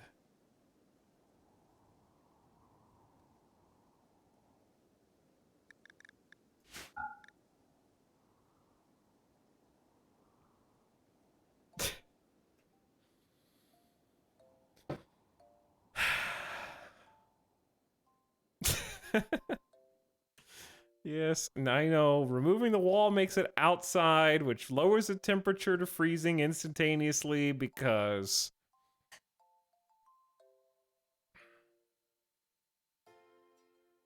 Chat. Playing on Ice Sheet really reveals the strange oddities of RimWorld. Why does having an open door not have the same effect as removing a door? If you deconstruct the door, why is that outside? But if you leave the door open, that's inside.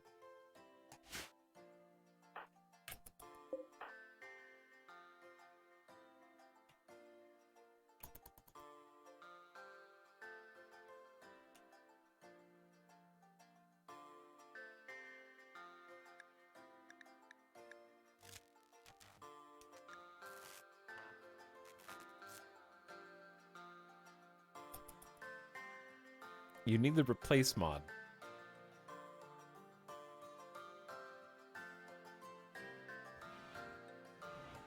Doing constant flood fill room detection would be horrible for frame rate. What does that mean?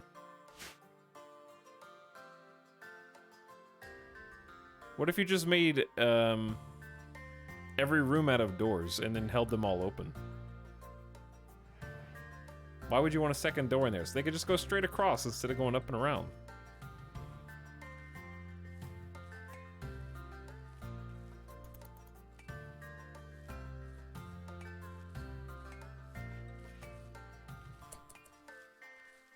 Because, like, you can already do the things. The game is already having to check whether there is a spot there and whether the door is open or not, so I don't understand what the functional difference is.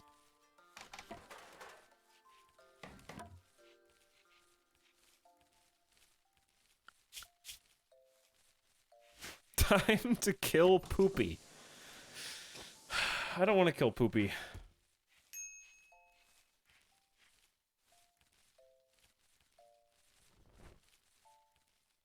Are we ever going to get some rice? No.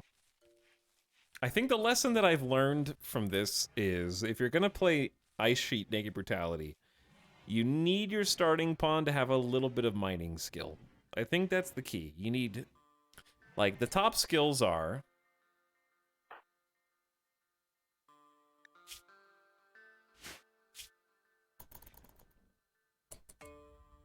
the crafting intellectual is fine, and the construction was good, and they stayed alive. You need, like, I would say 5 construction minimum. Anything fireball or not is fine. Just 5 construction. You need at least a few points in mining. I would say maybe at least a 4 in mining. A 4 in cooking. Maybe a 5 or 6 in plants. A 5 or 6 in crafting, so you can make a good bow and some good quality caveman clothes. Like a 3 or 4, like a 4 in medical's fine, and then just like a few social skill to convert the first prisoners faster.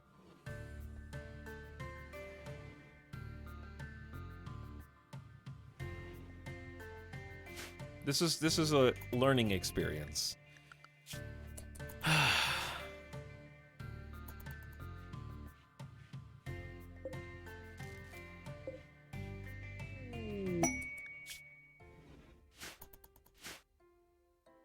So the only way to actually live at this stage is just to eat Poopy and Blue Croca. So we have to piss off the Baba Mega Union, which is just like a faction who is currently natural goodwill -50 because we're supremacists. So if we eat their friend, we're gonna make another enemy who comes to raid us, right?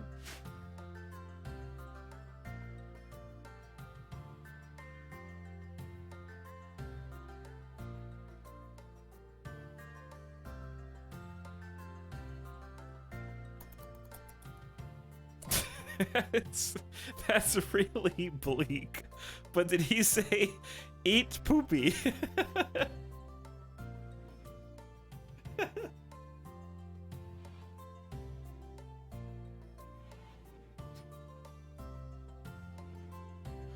That's pretty bleak.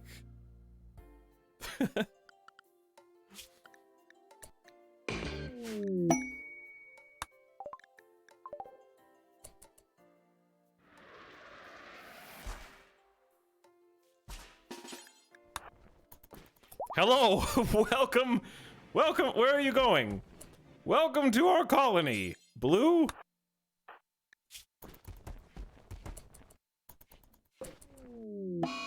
The Baba Maya Union is now hostile because you captured their guest. They will now conduct periodic raids on your colony and caravans and refuse to trade with you.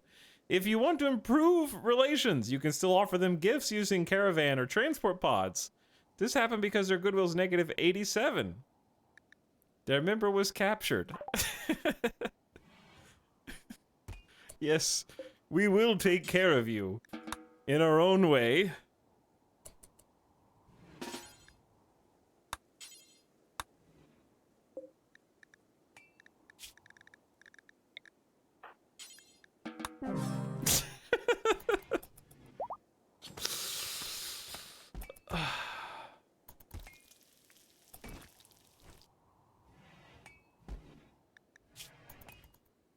All right, take care of yourself first. You could honestly just drop the meals on the ground if that's easier. Pew. Don't eat the raw food maker. Advanced starvation. They're gonna hide in their room to advanced starvation. There's literally a meal there that we just cooked for you. Maker is like inches from death. And there is 51 pemmican that fell out of their pocket as well. That's bonus. Under the pretense of hospitality, we have betrayed the Baba Maya Union's trust and captured their friend Blue after promising to protect them for 17 days. To be fair, it was a diplomatic insult that another faction would ask us to feed another human for a full season in negative 40-degree Fahrenheit weather, where if they're able to communicate that to us, we should be able to communicate to them that we don't have any food and we've been eating people.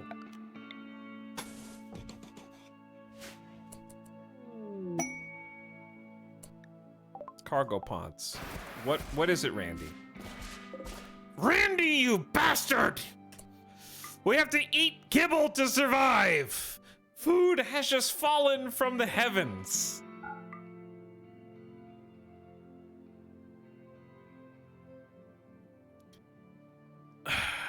Well, someone's gotta haul this in. Night owl in daytime. You can go to bed if you want.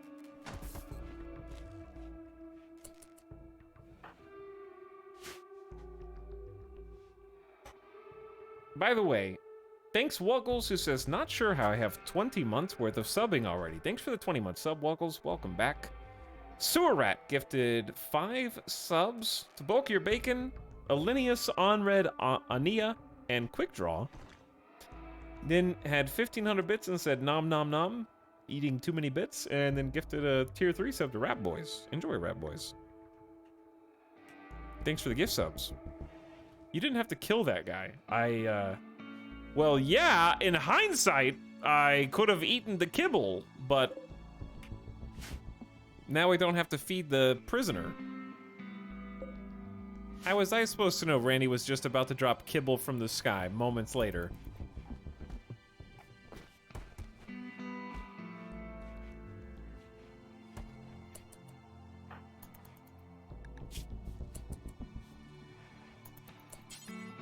Chat, we need to go cut some more trees before we run out of wood again.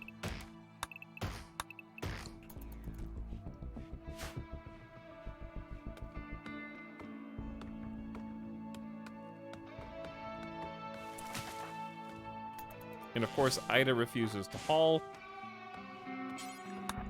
Let's keep the campfires refueled first.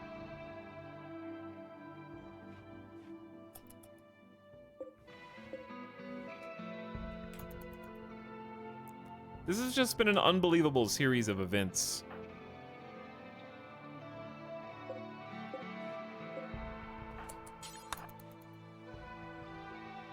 And I don't know how long kibble will sustain us. However, Calvinist food now includes pemmican and kibble. I feel like you're just living by the day and not making a ton of progress. You think that, Oblitrax? Do you think that I am just living day by day? What would give you that impression? Is it the eating people and small children in order to stay alive?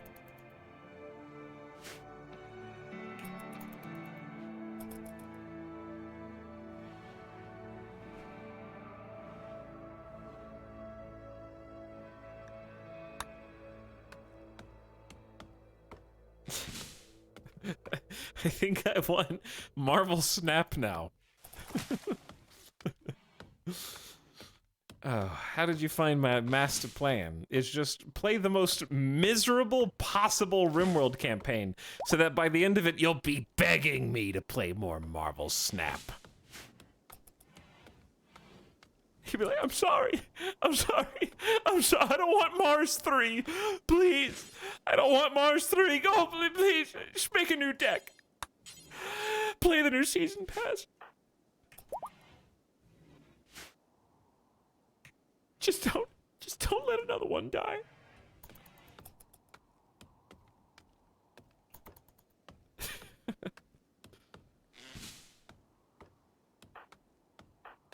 All right, Ida, go inside.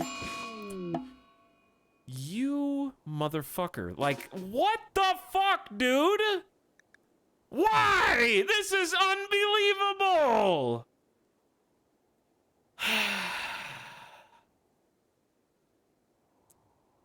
I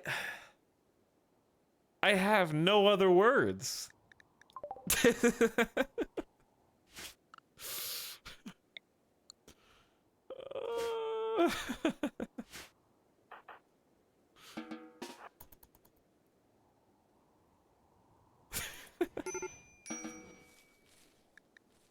Oh.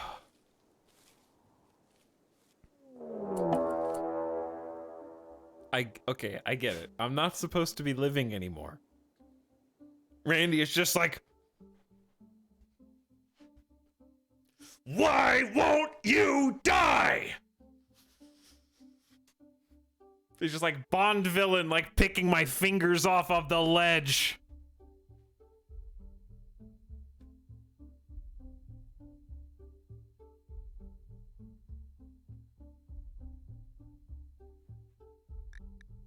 A pack of man-hunting snow hares. Okay, maybe it's not so bad.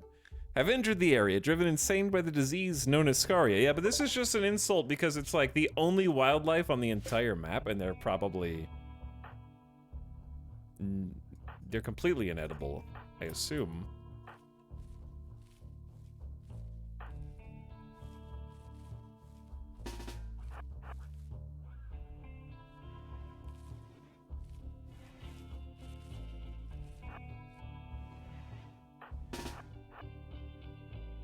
With our powers combined, we will defeat the bunnies.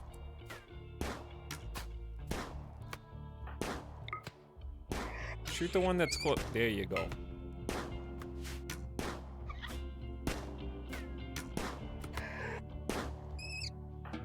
One of them is actually edible. Ida, you need to go cut the blight because a few of these may yet live.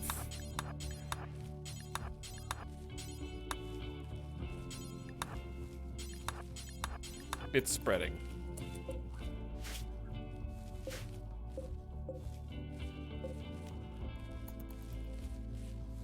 Okay, no more planting. Just cut the rice. No eat kibble. Do your work.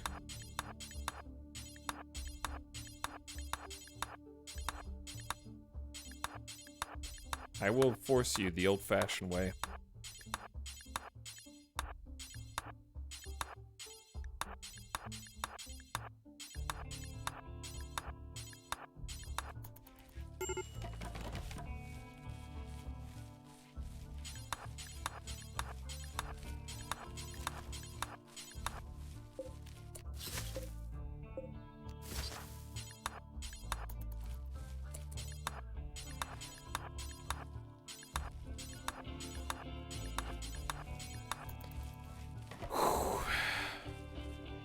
All right. I think blight can spread 3 spaces, so it should be safe there. Oh my god, the fire.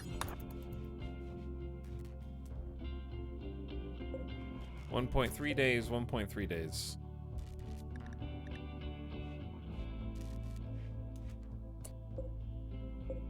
$14 hours. Yeah, they did just pick up 2, like that. They just picked up 2 wood and we're like, yep, I did it.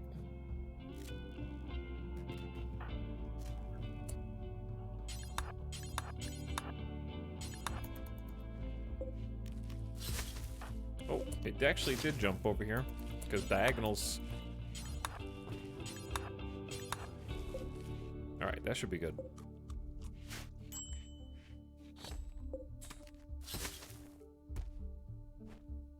A nice little combo of human and bunny meat for our latest and greatest meal. Whew. There is also 51 pemmican, and the kibble is down to 94, and it is spoiling. Well, that would be a substantial amount of meat. They're gonna eat the trees. Thrumbos eat trees. We'd have to build so many spike traps to kill 2 thrumbos, it'd be nigh impossible.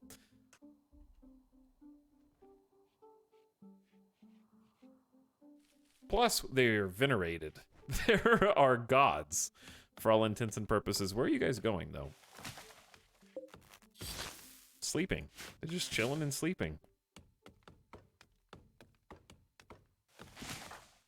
Trev, can you go haul the kibble? What? They are holy, dude! A thrumbo just self-tamed? Now I have to keep a thrumbo alive? Who's gonna eat all the trees? What the hell, dude? What's going on? And the funniest part is, I can't kill them because they're holy!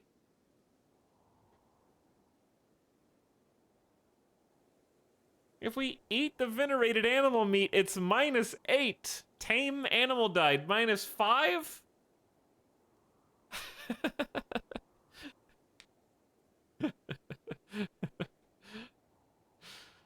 Oh. You only have 1 Calvinist. I know.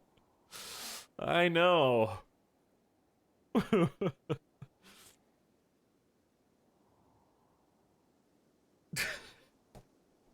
The writers of this season are really going all out. They really are going all out, yeah. This is outrageous.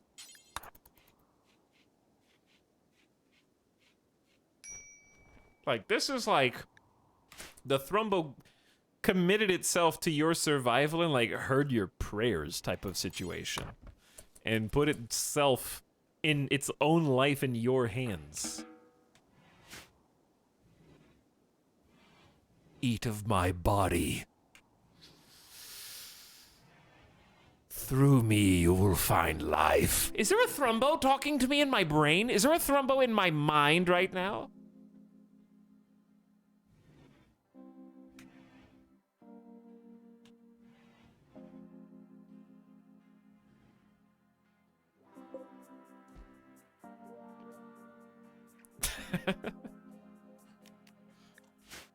Well, it has, chat, it has an artery blockage in its heart. We're doing it a favor by stopping it from having a heart attack. But just imagine if we could train it to be an attack Thrumbo. That would be way more badass than just killing it instantly. But also, how are we gonna feed it?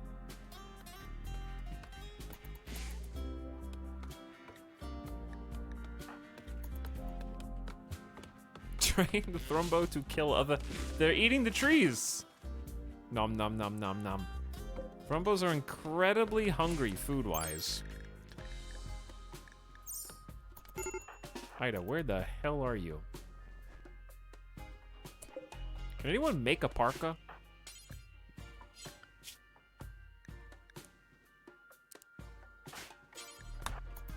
My bad. Just letting you die for no reason, Ida. We are currently making a human leather parka, and I honestly can't say that I'm surprised. Oh no, the tame Thrumbo can just go wherever it wants.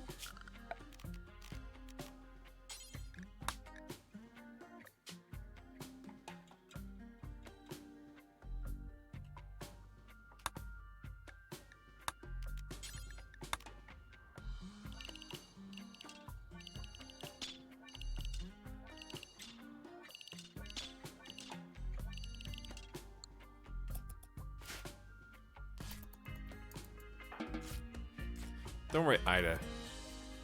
Is Ida still on all work? Yes. To get her mind off of the terrible conditions that she's had to live through.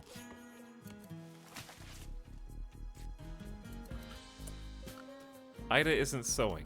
Okay, chat, you got it.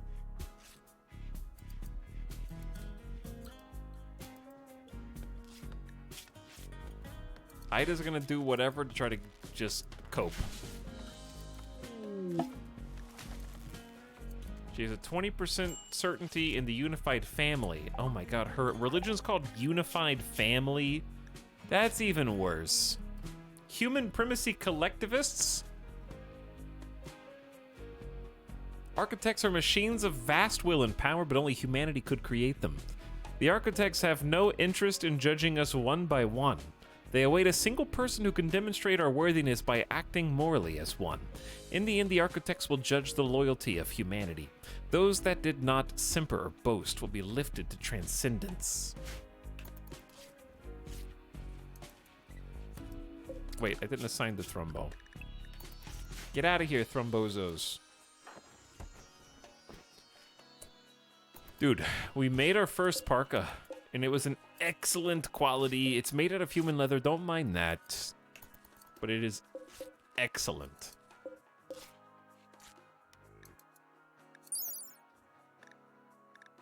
(51.8 degrees of cold insulation).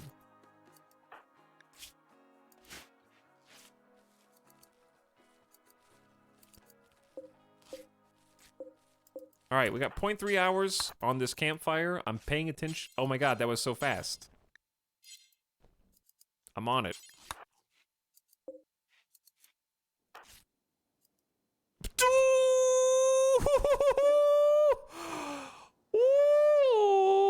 What the hell happened out here?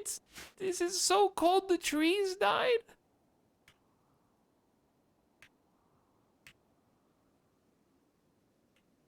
Or did they eat it all? There's no way that the Thrumbos ate all that. I think the trees died of cold. There's no way the Thrumbo ate all the trees.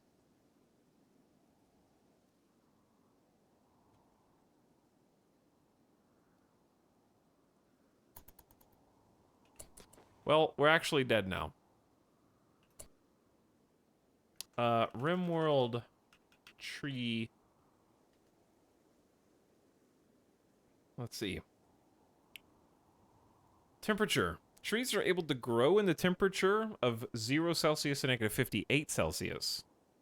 It says negative 136 Fahrenheit. If the ambient temperature drops below freezing, trees will cease to grow until they return to the comfortable range, including pine trees native to cold biomes. Some trees will instantaneously shed all of their leaves at 28 degrees Fahrenheit, while sturdier specimens hold out until 14. The range differs from tree to tree.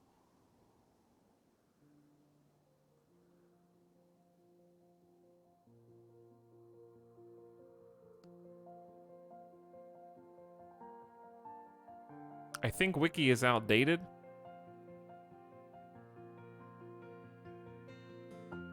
I'm not sure.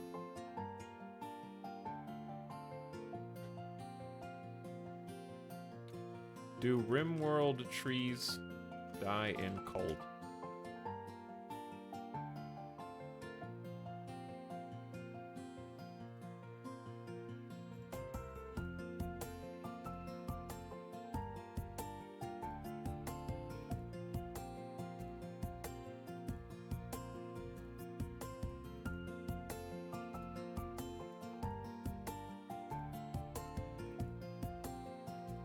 I don't know. I'm really not sure what happened.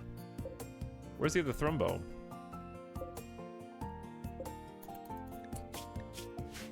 Because, like, our Thrumbo was just sort of chilling and they're not even full. There's no way one Thrumbo did that for sure.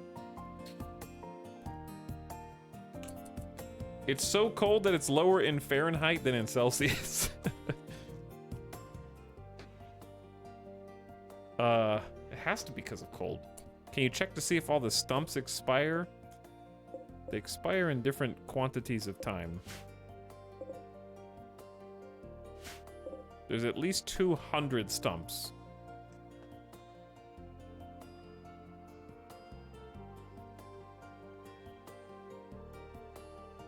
When I had a sun blocker for a bit, it did the same thing. Every tree instantly changed to the smashed stumps. There's more than 200. This music is way too happy for what's going on right now.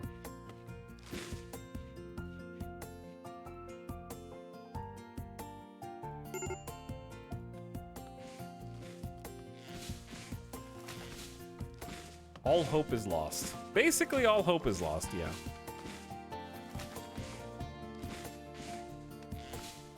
We would have to stockpile all of the wood that we have and stop using wood and start using steel.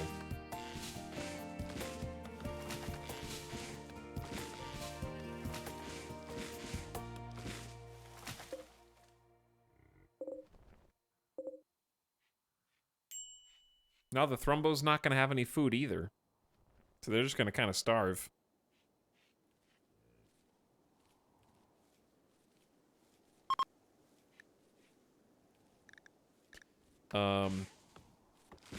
Ida finally has a parka and is comfortable down to negative 25 degrees Fahrenheit. Do you have enough components to switch over to wind generation? Do you see my base? Do you see what's heating the crops?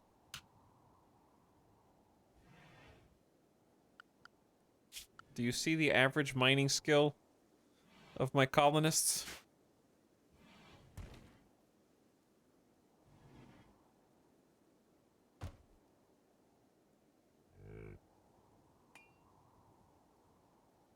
We would have to do a massive mining campaign, because I would need a full power, like we'd have to switch off of wood-fired gens immediately, go to metal and component heaters. We would need like at least one really good miner, if not two, to just like power through the steel and component reserves.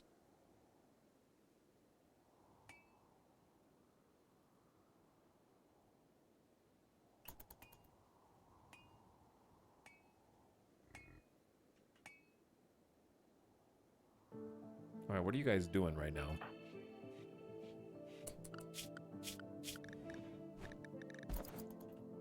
Making another parka. Well, maybe you can wear that if you want. Just wear whatever's most comfortable.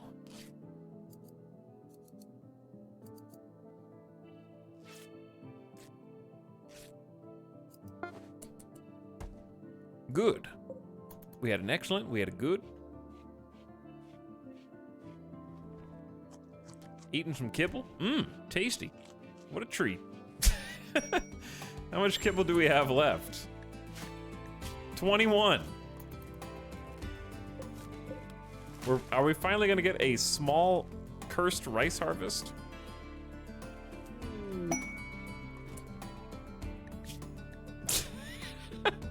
Romanos Tachopmus. Stellark of the Grey Sovereignty has a special request. He's produced an abundance of toxic waste packs that he does not wish to store. If you accept, 90 will be delivered to you. If not kept frozen, they will dissolve over time, polluting nearby terrain. You don't even have any good thing to offer. That's not even good rewards.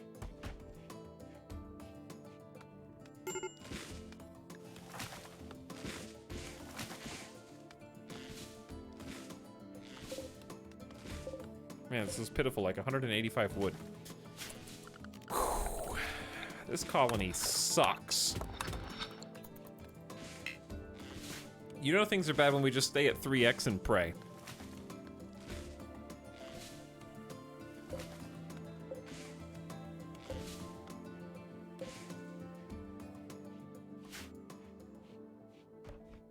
True. But anyway, thanks Fuso for the prime sub. What up? Welcome to this miserable hellscape.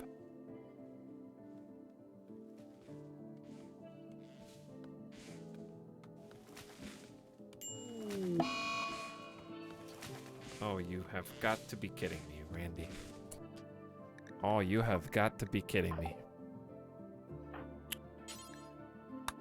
We got the flu.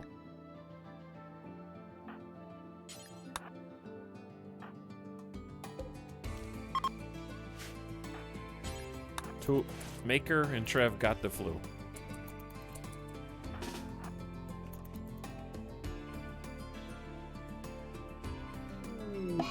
The doctor has just decided that her daughter Mars dying was cause enough to allow Trev to not get treated. So they're now in a daze while we got the flu. Somebody's gonna have to do that. Someone needs to go get the...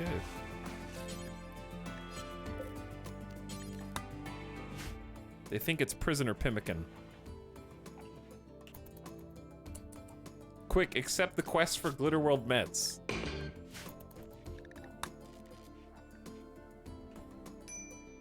Okay.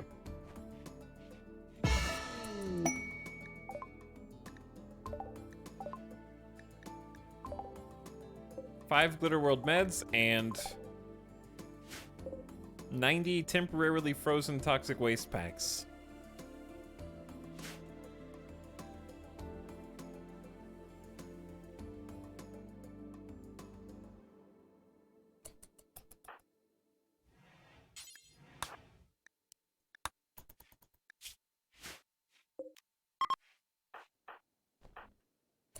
All right, now, no accessible spot to store this. Just go rest until healed. You guys have the flu and you need some time.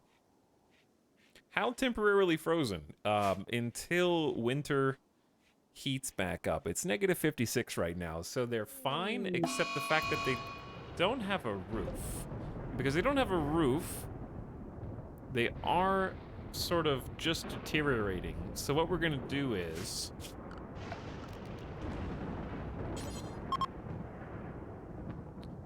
build a little localized structure up here in the top corner of the map, precariously out of wood.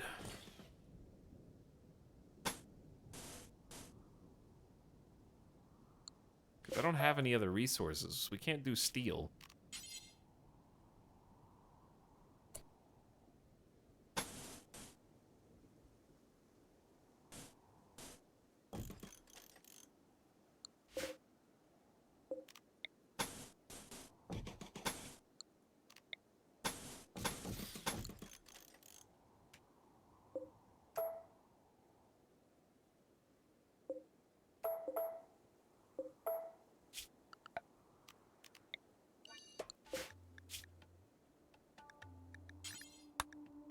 Chat, stop typing.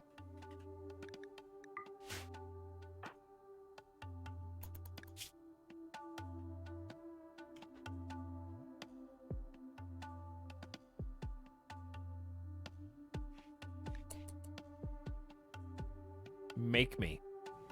Okay.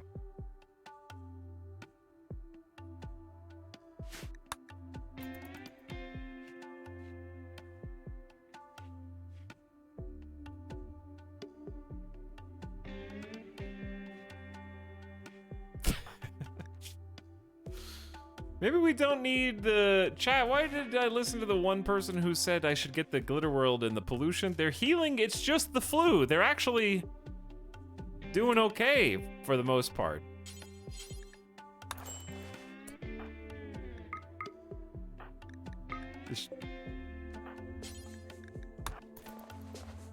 It was panic! That was a 41% tinned?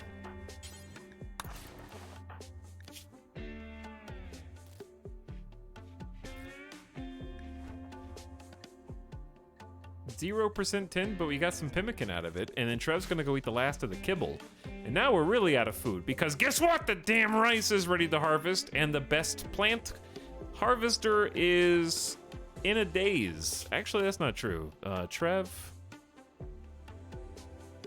could just simply go do the work, and we have some food, which is incredible.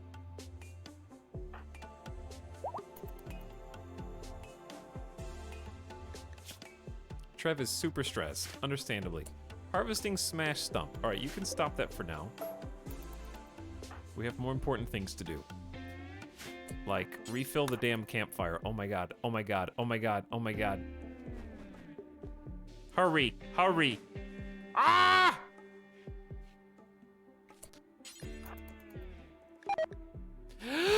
Come on! The fire's on, Randy! Ah! Maker has had a mental breakdown and is going to kill the Thrumbo, who he venerates as holy invenerated. No! No! Do not rebel against your God! Jesus, Maker, what the hell?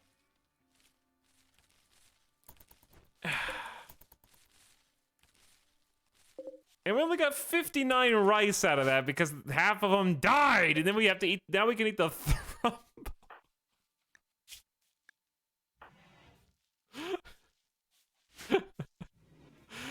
Oh. Maker has well and truly lost it. Go rest in bed until the flu's done.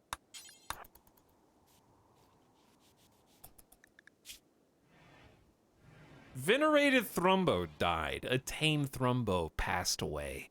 The death of such a noble beast is cause for sadness. You did it!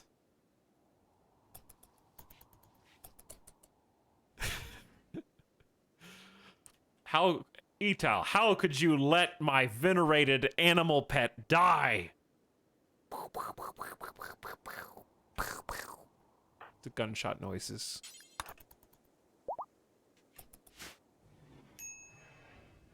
How could Randy let this happen?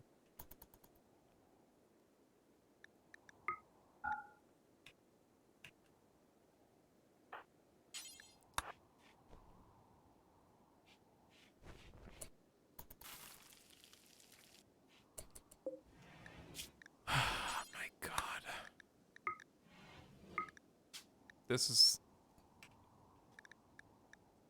is the worst it's ever been, I think. I don't know. I think I always say that.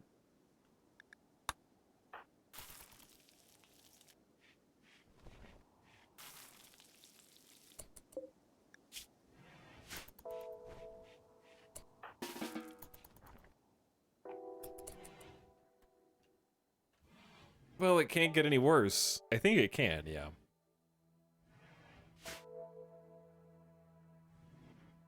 So, Ida is now going out to play some horseshoes, but instead what we're going to do is...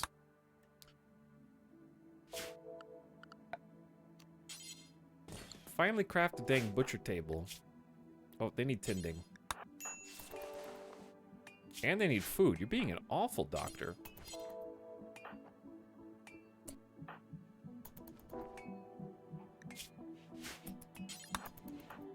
Alright, Trev, fill in for Ida.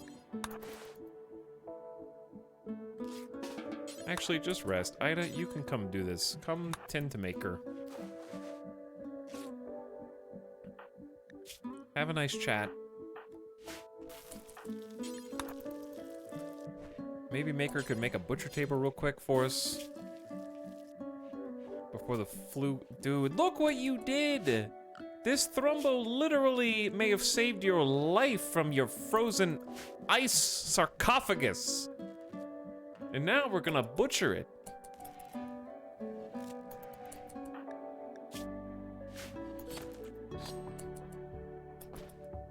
Oh my god, look at all that meat.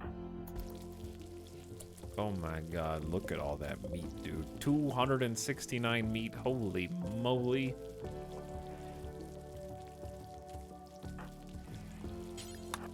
Maker, if you're gonna create, or if you're gonna create the most sacrilegious scenario for yourself that you possibly can, you may as well become the wielder of the Thrumbo horn.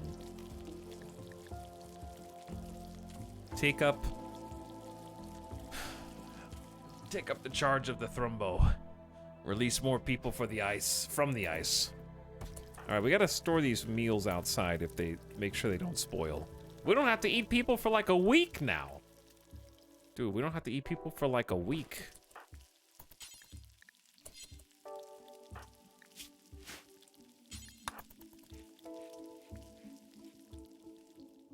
Are we gonna become the guilty cannibal ideology now? We're gonna become something. Alex, what's the storyteller settings? Sadist. Randy losing is fun. I'm not having any fun.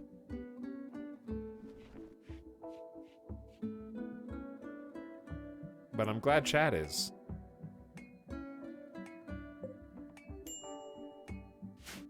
I still want baby Mars back. Trev is in a sad wander due to no recent conquest.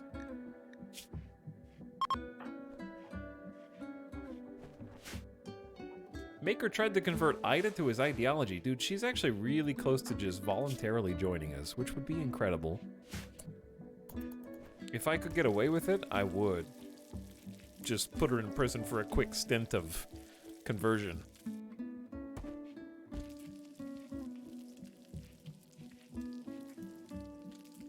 Ida, I appreciate you cooking and stuff, but hold on.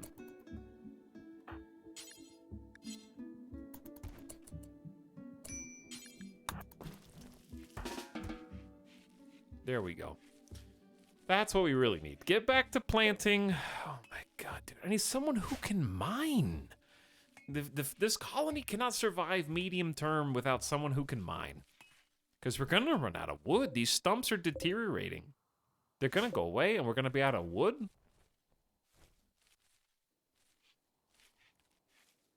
I can't believe Randy gave us a thrumbo. I was hoping that this colony would die. And it just is holding on to dear life. Like, if our ideology died, I'd be like, okay, maybe we should throw in the towel. But the ideology is still alive. So I have no choice but to see it through. Did you know you can tend to people who have illnesses while they're standing up? Even when they're on a mental snap?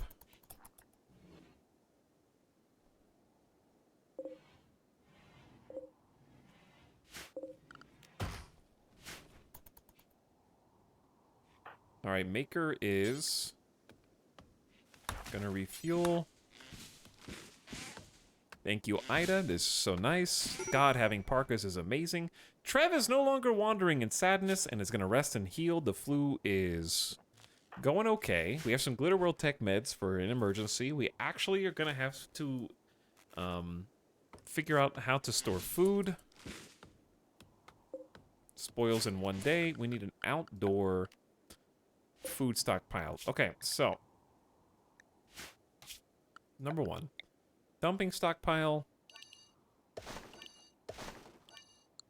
This is gonna be for sort of like tattered apparel.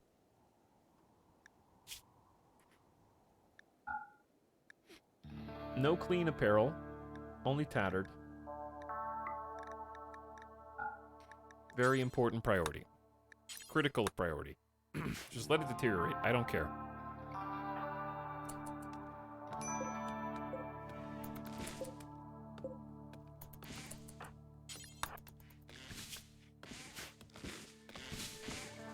How's the uranium doing? It's not uranium, it's toxic waste, and it's not great. The ones that are in the water are about to spoil. And it's snowing on them now. God, the flu is so obnoxious.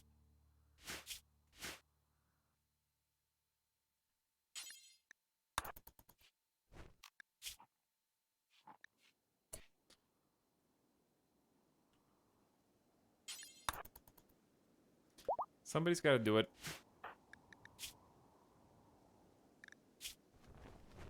Maker, are you going to suffer hypothermia on the way up? How? This can't be better than wearing the human leather parka. Is it because you don't have any layers?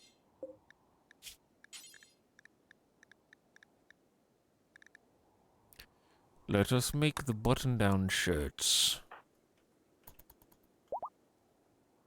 Move it out of the water. Yeah. No shit. That's the plan. What's the worst that can happen when the toxic waste deteriorates? The toxic waste deteriorates is the worst that can happen, yeah.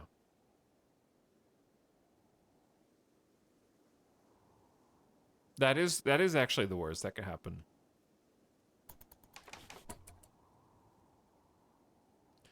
Are you for real right now, Maker?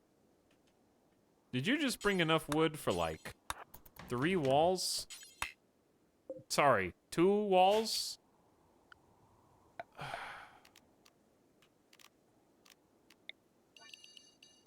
Did we walk all the way over here for no reason? And you've got minor Dude, it's the hypothermia. Hypothermia is gonna kill him. I don't even have time to do the build roof. You've got minor hypothermia. I'm gonna have to send Ida out here to pick him up. Oh, God.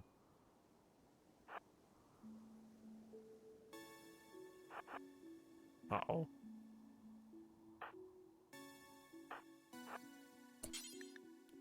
How can you pick up an...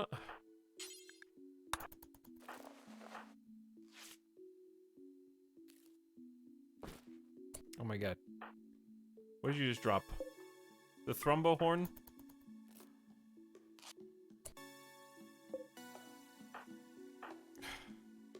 I can't pick him up until he collapses.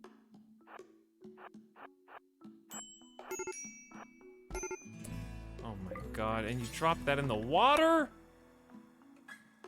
And the fires are out. Oh, it's too much, shit. It's too much. Ah!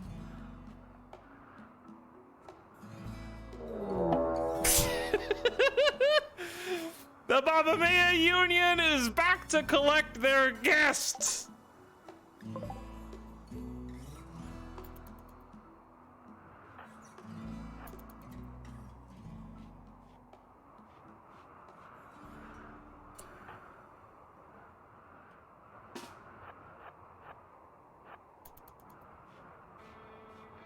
Okay, put him in the bed. Then you guys gotta come out. Boop. We'll tend to the frostbite.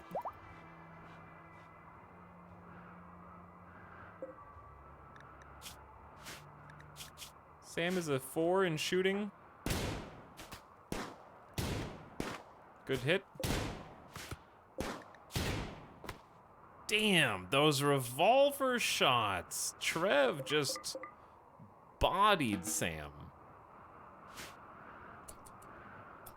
Okay. Ida, can you do not romance Maker? Go tend to Maker. Ida?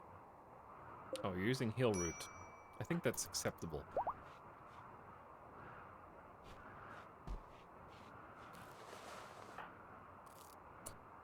Nice 70% quality. Okay, we have immunity to the flu.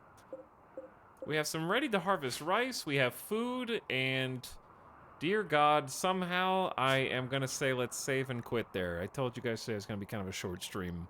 And I know it's 11/10 p.m. But I am exhausted. Oh! Yeah!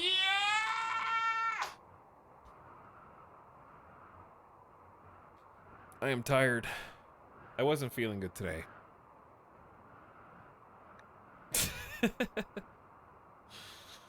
And I want to go eat some food, feed Midas, and just chill for the rest of the night. I'm going to take tomorrow as like a regular full day off, and then be back on Monday, rested. Do you feel better now? No. But yeah, just got a bad headache, had some terrible allergies today.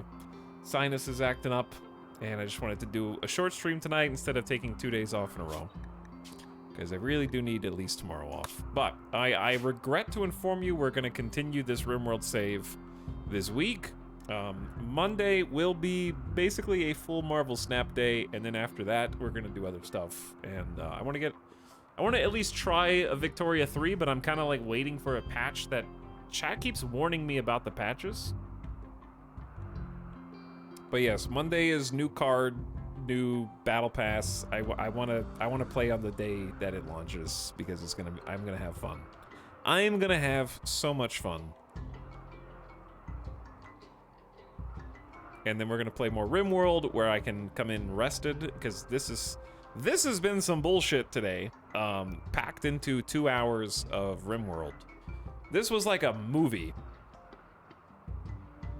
I'm way addicted to Vicky 3, but it definitely needs some tuning. I'd wait. I mean, it was fun. The patch was fine. I didn't see anything wrong with it. I think it's maybe just specific situations. But yeah, it is a new game. It is a new game. It needs the patch love. But I'd like to try that again. And play some more Rim, and I'll look for some new games to get in there too, because I want to do some new stuff. I've been wanting to play Cosmoteer. We didn't really get around to that, even though it came out.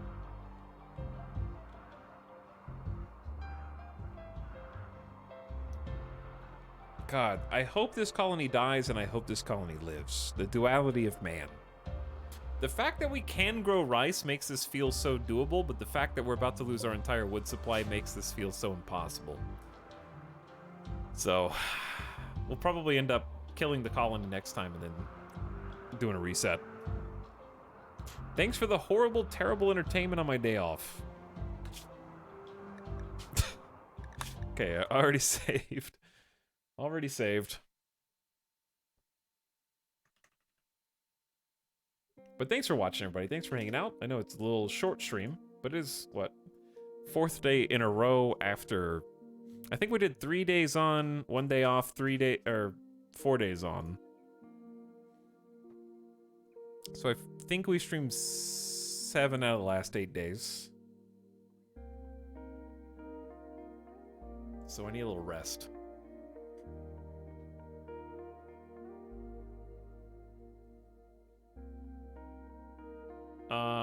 Cox?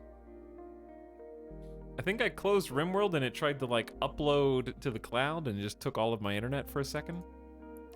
I was keeping a log on every atrocity in this colony and I ran out of paper. Thank you for the roller coaster of emotion. I can't believe the rice died 3 times. Twice due to human error, once due to blight, was just, and then the kibble, and then the baby food getting dropped. It was too much. But this is why we play the game. I just need time to cope in between.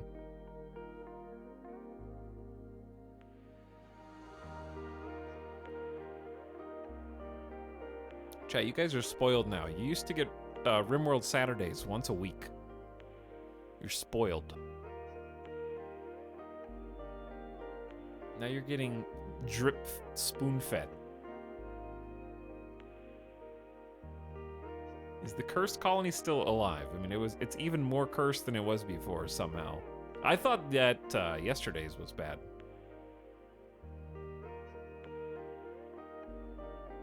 I think Maker subconsciously understood the sacrifice he needed to make to sacrifice the Thrumbo for, yeah. Yeah, I took that as like the snap was completely going against his religion as opposed to against the colony and doing what needed to be done for survival.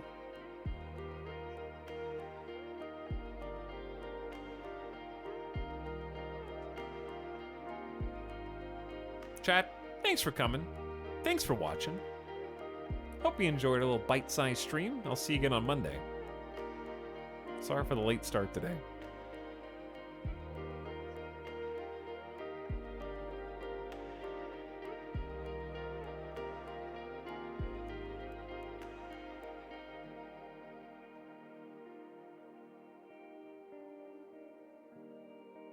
Alright, chat, I'm gonna send you guys on an end-of-stream raid. Let's go say what up to Nokrium, who is also playing some RimWorld. Playing some biotech. So I'm gonna send you into another place where maybe you can watch a new colony start. The new colony Hopium is alive. Maybe they won't have to eat as many people.